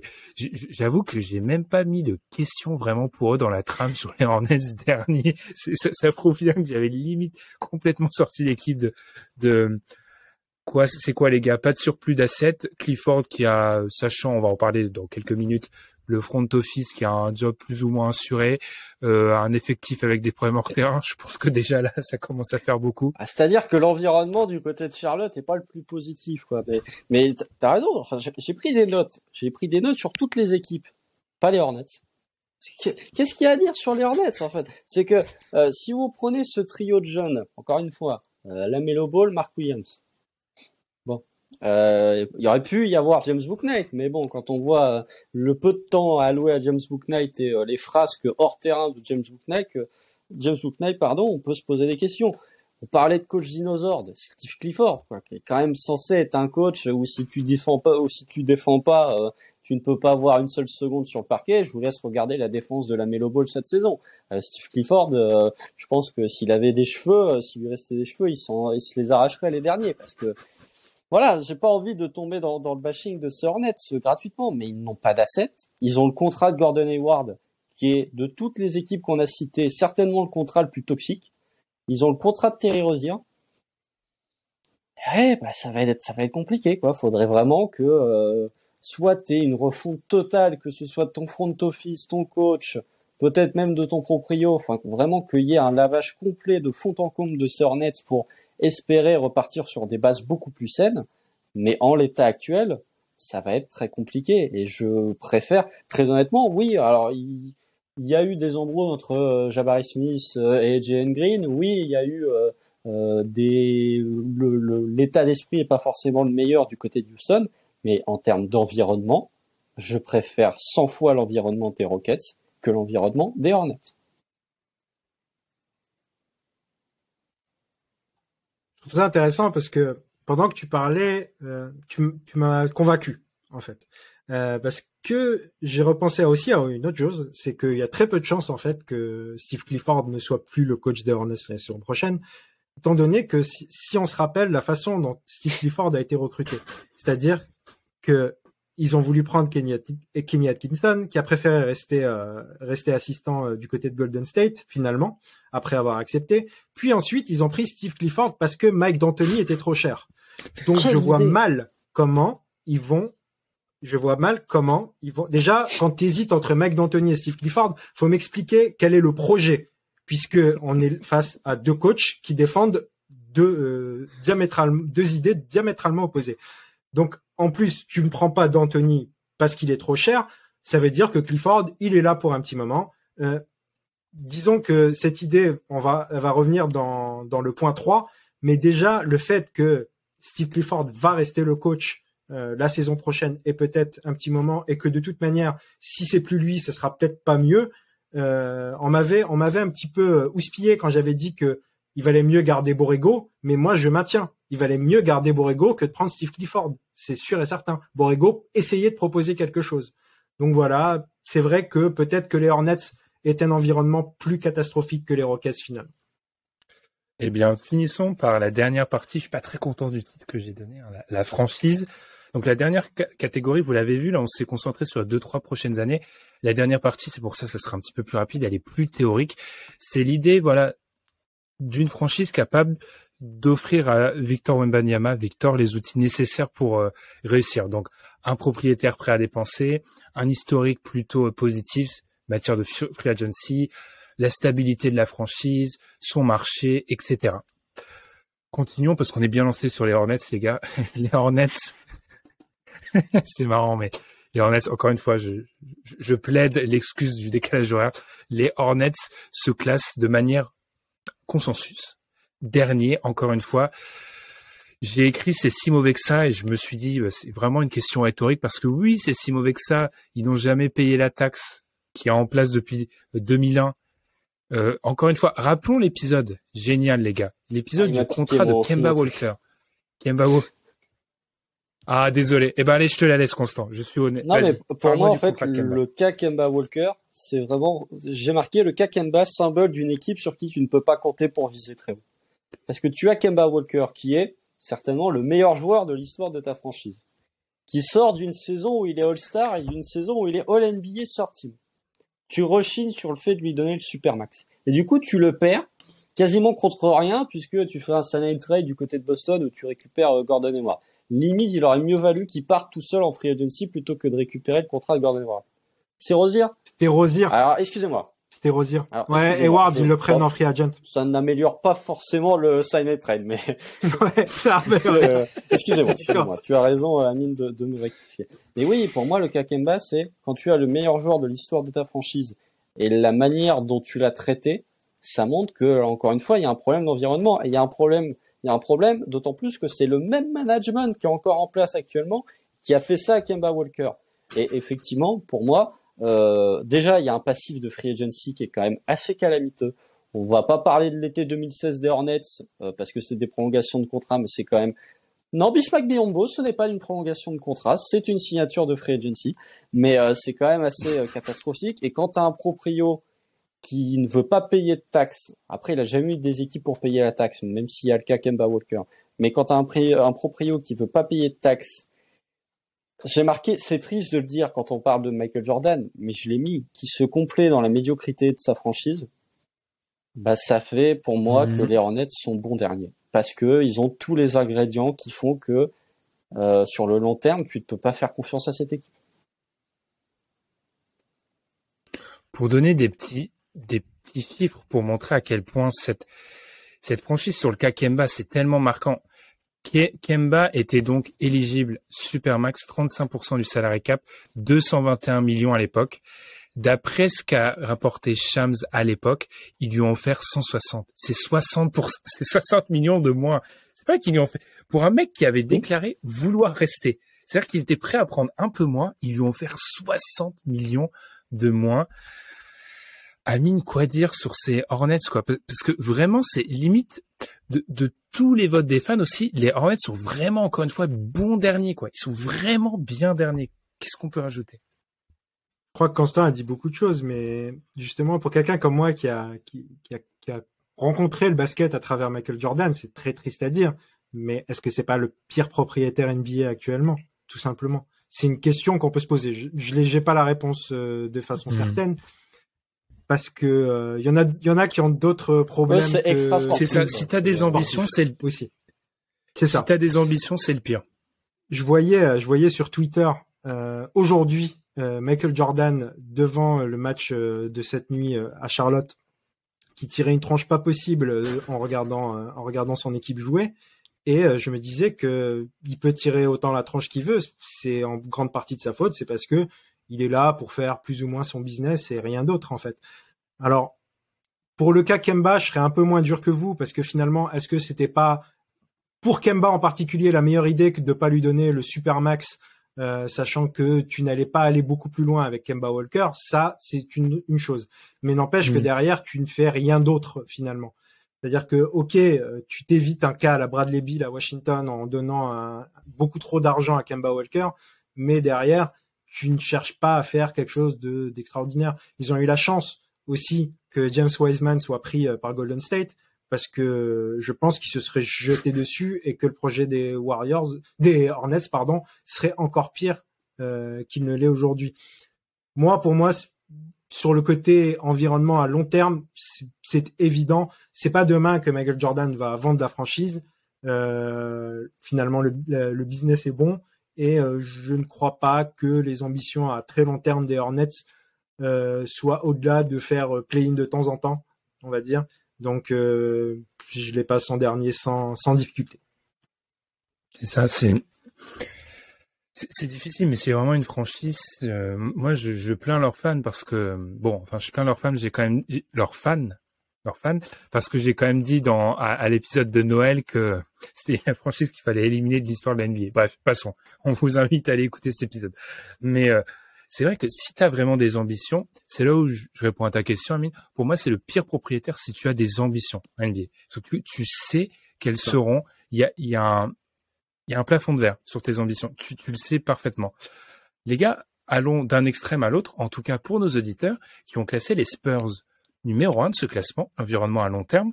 Est-ce que là, on recycle nos arguments d'il y a 30 minutes, 35 minutes, les gars?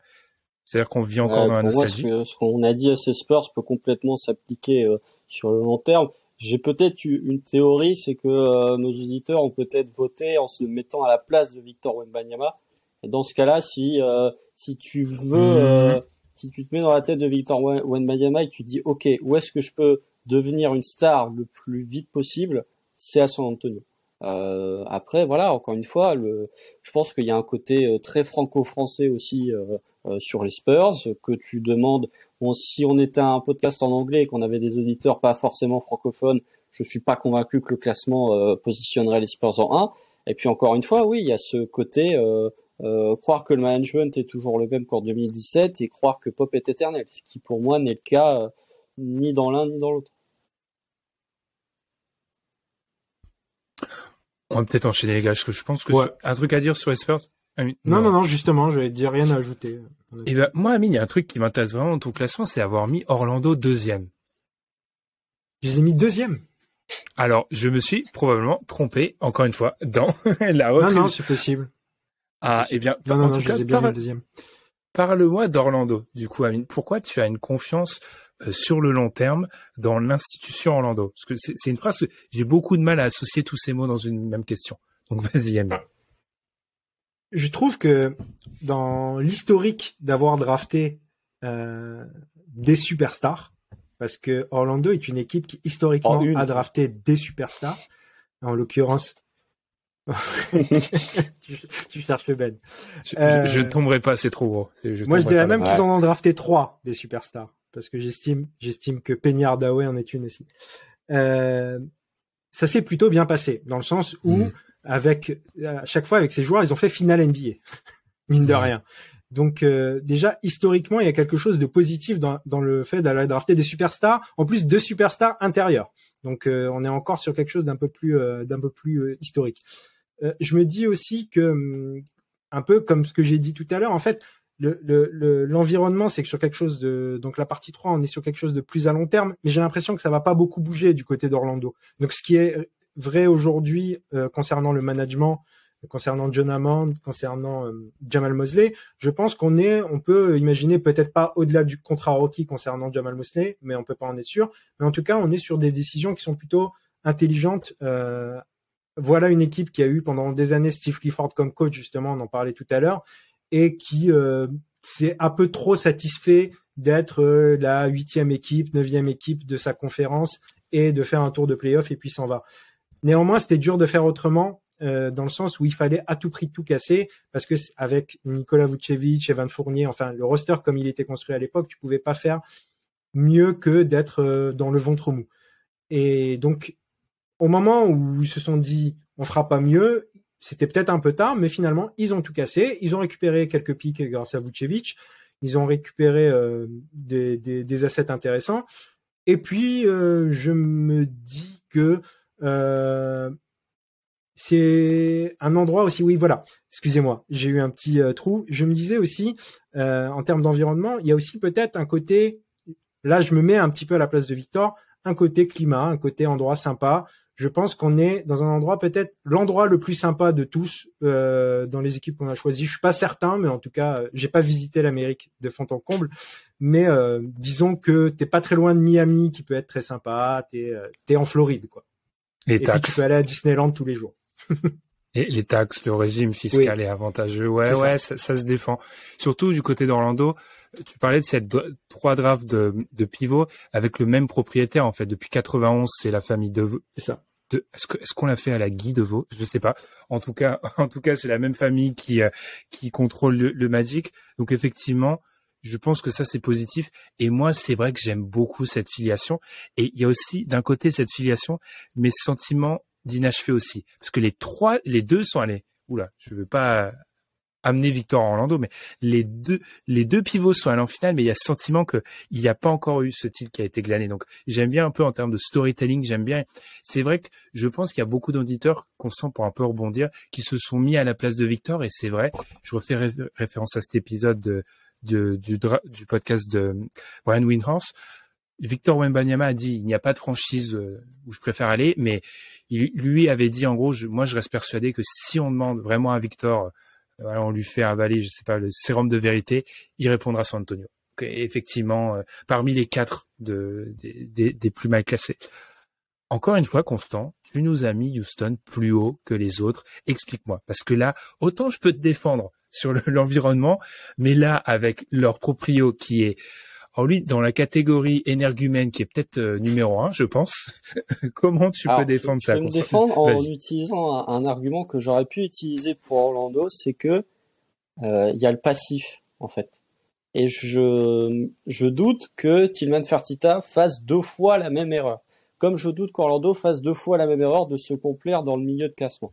Parce que, voilà, quand Tillman Fertitta a racheté les Rockets, on est à l'été 2018. Les Rockets sortent d'une finale de conf face aux Warriors où ils perdent en Game 7 et il y a des tractations au niveau du contrat de Chris Paul, du contrat de Clint Capela qui potentiellement fait que Trevor Ariza part du côté de Phoenix. Enfin, globalement, Tillman Fertitta et la Luxury Tax, ça ne fait pas bon ménage. Et en fait, ce que j'ai envie de dire pour Houston, c'est que là encore, c'est très théorique parce que disons que j'ai envie d'avoir confiance en eux. Je sais que c'est pas forcément une bonne chose et que c'est pas la réalité, mais j'ai envie d'avoir confiance en eux. Tu parlais du côté marché d'Orlando, Amine. Moi, je trouve que de toutes les équipes, c'est potentiellement Houston qui a le marché le plus important. Oui. Voilà, ou le plus intéressant même d'un point de vue médiatique au niveau des taxes. Là aussi, dans le Texas, tu te mets très très bien. Donc voilà, je trouve que Houston potentiellement a le marché le plus important. Donc en termes de free agency, même si Houston n'a jamais été un vivier de free agent, je pense que potentiellement, si je dois choisir entre qui attirera le plus de free agent entre Houston et Orlando, je choisis Houston. Même si je mets Orlando 3e dans mon classement. Après le reste, ouais, c'est vraiment. Pour moi, Houston, en fait, avec cette saison-là, avec les 3 saisons qui viennent de se passer, ils ne peuvent que opérer un grand coup de Karcher sur la franchise. C'est ce qui me donne confiance, en fait, c'est que Houston voit à quel point c'est n'importe quoi leur franchise, à quel point Jonathan Givony, quand même, Draft Express, a dit qu'il fallait cutter Kevin Porter Jr. et qu'il fallait virer Stephen Silas parce qu'il n'a que des échos négatifs sur Houston. Quand tu as l'un des experts draft les plus réputés, les plus estimés, qui dit ça sur toi dans un podcast, ça renvoie une très mauvaise image de ta franchise et du business. Donc je me dis que Houston ne peut opérer qu'un changement de fond en comble et que ce changement va arriver à quelque chose de plus positif pour eux dans le futur. Fertitta va changer certaines choses, mais j'ai absolument aucune confiance dans le fait que ce mec change bien les choses, en fait. C'est ça, en fait, mon problème. C'est ça, en fait. Il y avait un sondage qui avait été fait par The Athletic, en 2020, décembre 2020, du coup, sur les meilleurs et les pires propriétaires. Alors, dans le top 3 des pires, il y a aucune équipe dont on parle aujourd'hui. On avait, du coup, James Dolan, Robert Sarver qui est plus là, du coup, et c'est intéressant parce que j'ai l'impression qu'on oublie complètement son nom avec la bonne saison des Kings, Vivek Radhavin avec ce que font les Kings et cette probable qualification en playoff. Passons. Dans les autres qui ont reçu des votes, on a donc la famille DeVos au Magic, Michael Jordan et Timal Fertitta. En fait, mon problème avec Fertitta, c'est que je vais pas faire de la psychologie de comptoir, mais c'est quand même un mec donc qui a racheté Houston à crédit. C'est un mec qui, football américain, a visiblement posé une option sur les Commanders, l'équipe de Washington. Il l'aura pas, mais c'est quand même marrant pour un mec qui a acheté à crédit Houston. Qu'il achète les Commanders. Une autre équipe. S'il y a une franchise NFL de Wish, c'est bien les Commanders. C'est d'une tristesse les Commanders. Bon bref. Excuse-moi de t'avoir coupé. Non, mais t'inquiète. Et du coup, tu te dis, où est-ce qu'il est, ce mec-là? On rappelle qu'il refuse catégoriquement l'intégration d'actionnaires minoritaires. Et moi, ça me fait très peur sur la capacité à payer la luxury tax. Parce que comme tout propriétaire, il t'explique, ah oui, on va la payer quand on aura une équipe digne de le faire. Oui, mais bon, globalement, t'avais une équipe digne. À ton arrivée, tu l'as pas fait. Autre chose sur Timan Fertitta. C'est quand même lui qui a appuyé le bouton pour le transfert de Chris Paul, qui a ramené Russell Westbrook. Je suis désolé. Alors, c'est un peu de la mode de taper sur Russell Westbrook, mais je pense que ça reste un mauvais deal globalement pour les Rockets. C'est lui qui a quand même, le fait que Daryl Morey parte, il y avait peut-être une fin de cycle, des problèmes de relation avec James Harden, mais il est grandement responsable. Donc, en fait, pour l'instant, le bilan est catastrophique et moi, j'ai peu confiance dans ce mec-là pour réussir à tourner la situation. Donc, je sais pas. Peut-être que oui, Houston, ça a marché. Il y a un bon historique, mais il y avait un historique de stabilité qu'il est complètement en train de détruire. Donc, les fondations qui étaient présentes ne sont plus là. Donc, moi, ce mec m'inquiète. Quand je vois les échos à Houston, ce mec m'inquiète vraiment. Donc, Amine, je sais pas ce que tu as à dire, mais c'est pas. Rien à ajouter. Vous avez fait chacun le bien et le mal. Donc là. Rien à ajouter là-dessus. Eh ben, Amine, je te laisse partir sur l'équipe. Tiens, je te laisse le choix. L'équipe de ton choix. T'as envie de parler de qui? On a donc déjà fait San Antonio, Orlando. Bon, OKC, Indiana. On va refaire le même. Ah là là, c'est bien. À noter que OKC, t'as un proprio qui, voilà. Là, pour le coup, en payer la taxe, lui, ça lui pose pas de problème, contrairement à Indiana. Ouais. Ouais. Et tout Indiana, après, la stabilité, 1983, Herb Simon. Mais j'ai lu qu'il y a des questions de succession. Passons. Bah, ça nous laisse Détroit, du coup. Ouais. Juste sur OKC Indiana, pour appuyer quand même, je dis juste une phrase pour appuyer ce que dit Constant, c'est que globalement, de manière générale, t'as plus l'impression que OKC a envie de retutoyer les sommets que Indiana, qui est une équipe qui se satisfait bien d'avoir une bonne équipe généralement. Et c'est tout. Donc là, c'est là où la différence se fait vraiment entre OKC et Indiana. Pour Détroit, en termes d'environnement, c'est difficile à juger en fait. Comme on l'a dit tout à l'heure, c'est une équipe qui n'a pas eu entre les mains ce qu'il fallait pour faire quoi que ce soit de bien. Depuis 10 ans, depuis presque 15 ans maintenant, c'est une équipe qui est embourbée dans quelque chose de moyen, un peu comme Orlando pendant des années, ils se sont satisfaits de terminer entre 8 et 10, disons, avec une équipe qui n'irait forcément jamais plus loin. Disons qu'il y a eu un tout petit espoir lors du trade de Blake Griffin, lors de la première saison, parce qu'on avait vu un Blake Griffin, c'est dommage qu'on l'ait vu qu'une seule saison avant qu'il disparaisse, parce que c'était un Blake Griffin nouveau, hein, quand même, qui avait dans son escarcelle des choses qu'il n'avait pas avant, du guard play, du shoot, du jump shoot. C'était vraiment un Blake Griffin bon à tout faire qui les avait quand même amenés en playoff, même si c'était terminé assez rapidement, si j'étais, je crois, face aux Bucks. En tout cas, disons que il n'y a pas eu beaucoup d'embellis. Dès qu'on a vu la draft de Kate Cunningham, on s'est dit que ok, ça y est, il y a quelque chose qui va démarrer réellement. Mais sur l'environnement global, je dirais que le truc très positif, c'est et moi qui me touche toujours quand même, et je pense que ça doit toucher quelque part Victor Wembanyama, c'est l'historique. D'un point de vue historique, il y a de belles franchises parmi les 7 dont on parle aujourd'hui. Notamment, on peut parler de Houston aussi, on peut parler d'OKC, même si c'est pas une franchise titrée. On a parlé d'Orlando tout à l'heure et ses finales NBA.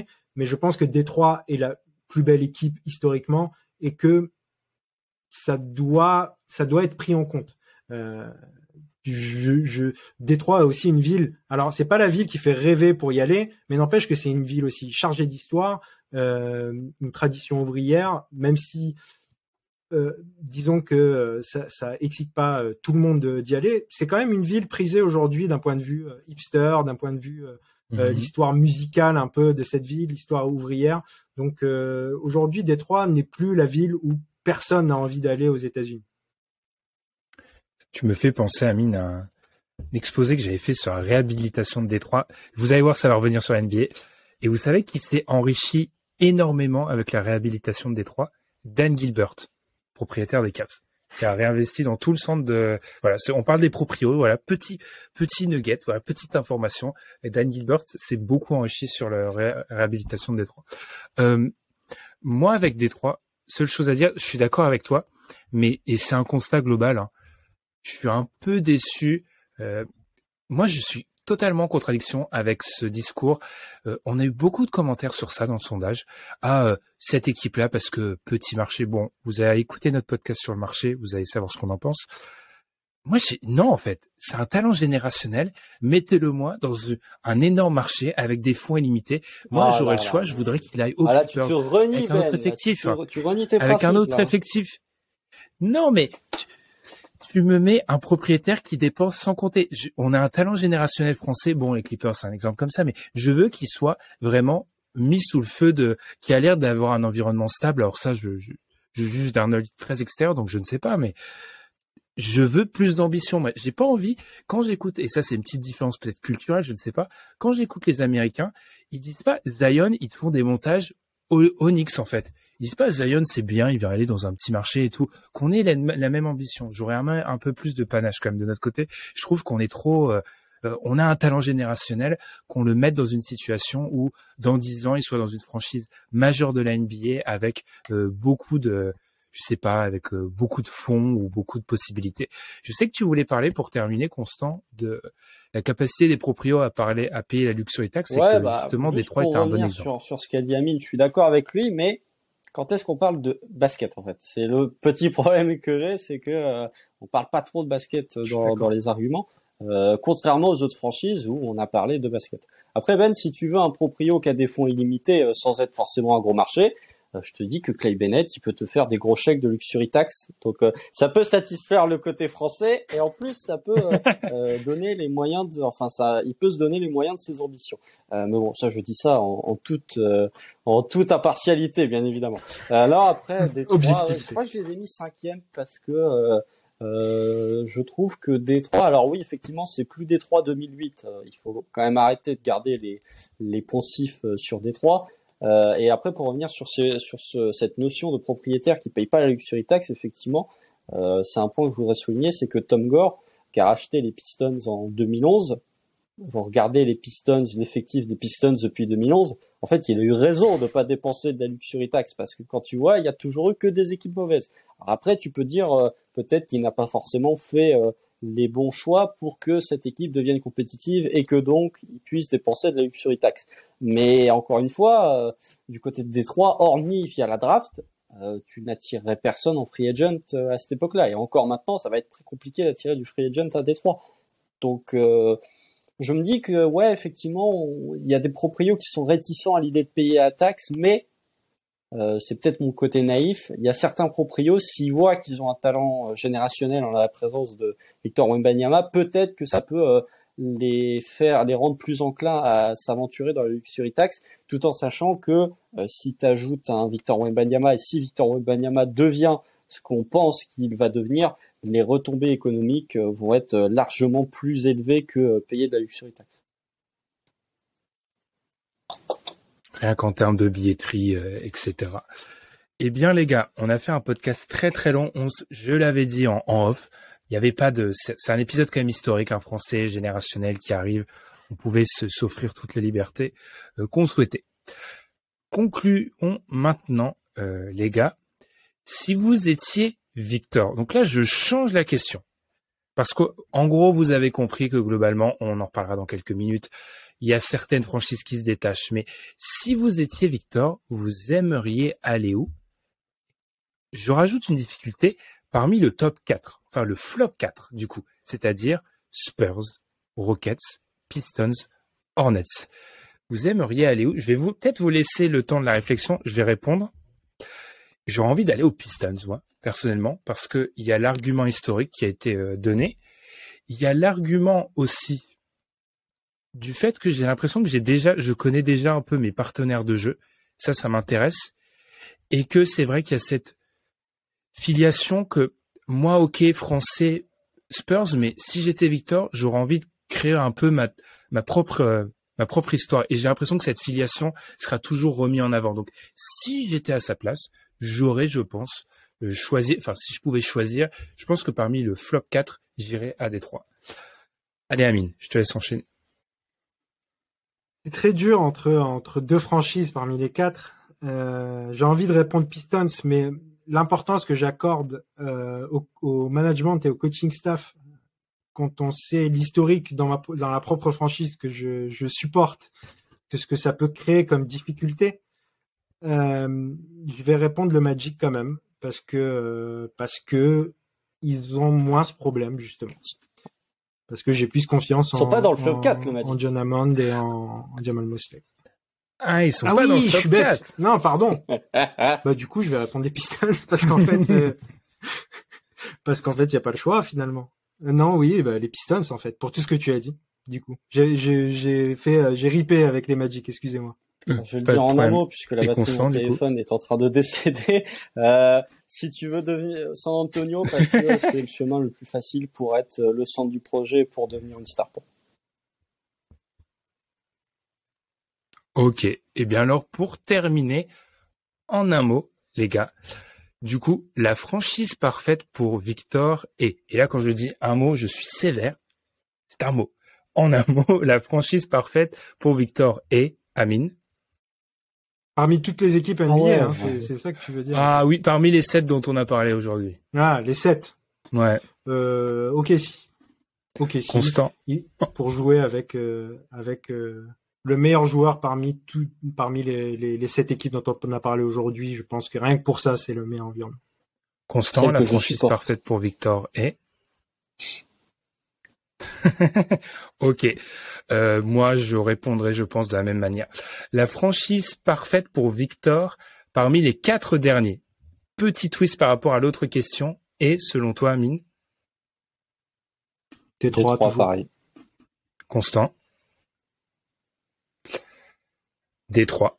La franchise dans laquelle Victor atterrira est... Alors oui, c'est la loterie. Hein, là, c'est l'euro million, clairement. Je peux dire plus qu'un mot? Ouais.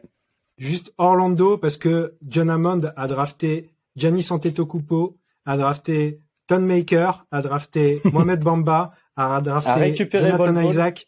Je pense que c'est à récupérer Bol. Je pense que le storytelling de prendre les plus grosses envergures de l'histoire, c'est pour John Hammond. Hornets ou Constant. Pacers, mais plus les Hornets. Et Slippers, Bulls.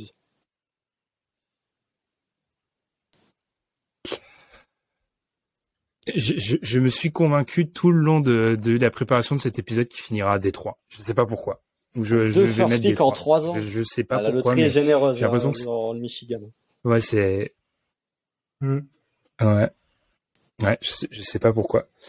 En tout cas, je lui sais... Je suis désolé pour les fans de Hornets, mais pas les Hornets. Moi, on a eu beaucoup dans les sondages, dans les réponses Twitter, pas de Rockets. Non, pas de Hornets. La vraie réponse, c'est pas de Hornets. Bref. Eh bien, du coup, 1h45, très très long. En tout cas, on va vous remercier si vous avez tenu jusque-là. N'hésitez pas, du coup, à nous dire ce que vous en avez pensé, si vous êtes d'accord, pas d'accord avec certaines choses. On va publier sur notre compte Twitter le récapitulatif de nos classements, mais aussi le classement, du coup, des votants. Vous avez été près de 200, donc vraiment, on vous remercie. On va s'arrêter là, les gars. On va se prendre une grosse respiration. On va revenir sur de la NBA plus concrète la semaine prochaine. D'ici là, n'hésitez pas à nous suivre sur Twitter, comme je l'ai dit, et puis sur les plateformes de podcast. Amine, Constant, là, ça a beaucoup gambergé. Là, c'est le moment, on a besoin d'un peu de repos, comme le portable de Constant, en l'occurrence. Donc, on va vous souhaiter une très bonne semaine et on se retrouve la semaine prochaine, comme d'habitude. Salut! Ciao!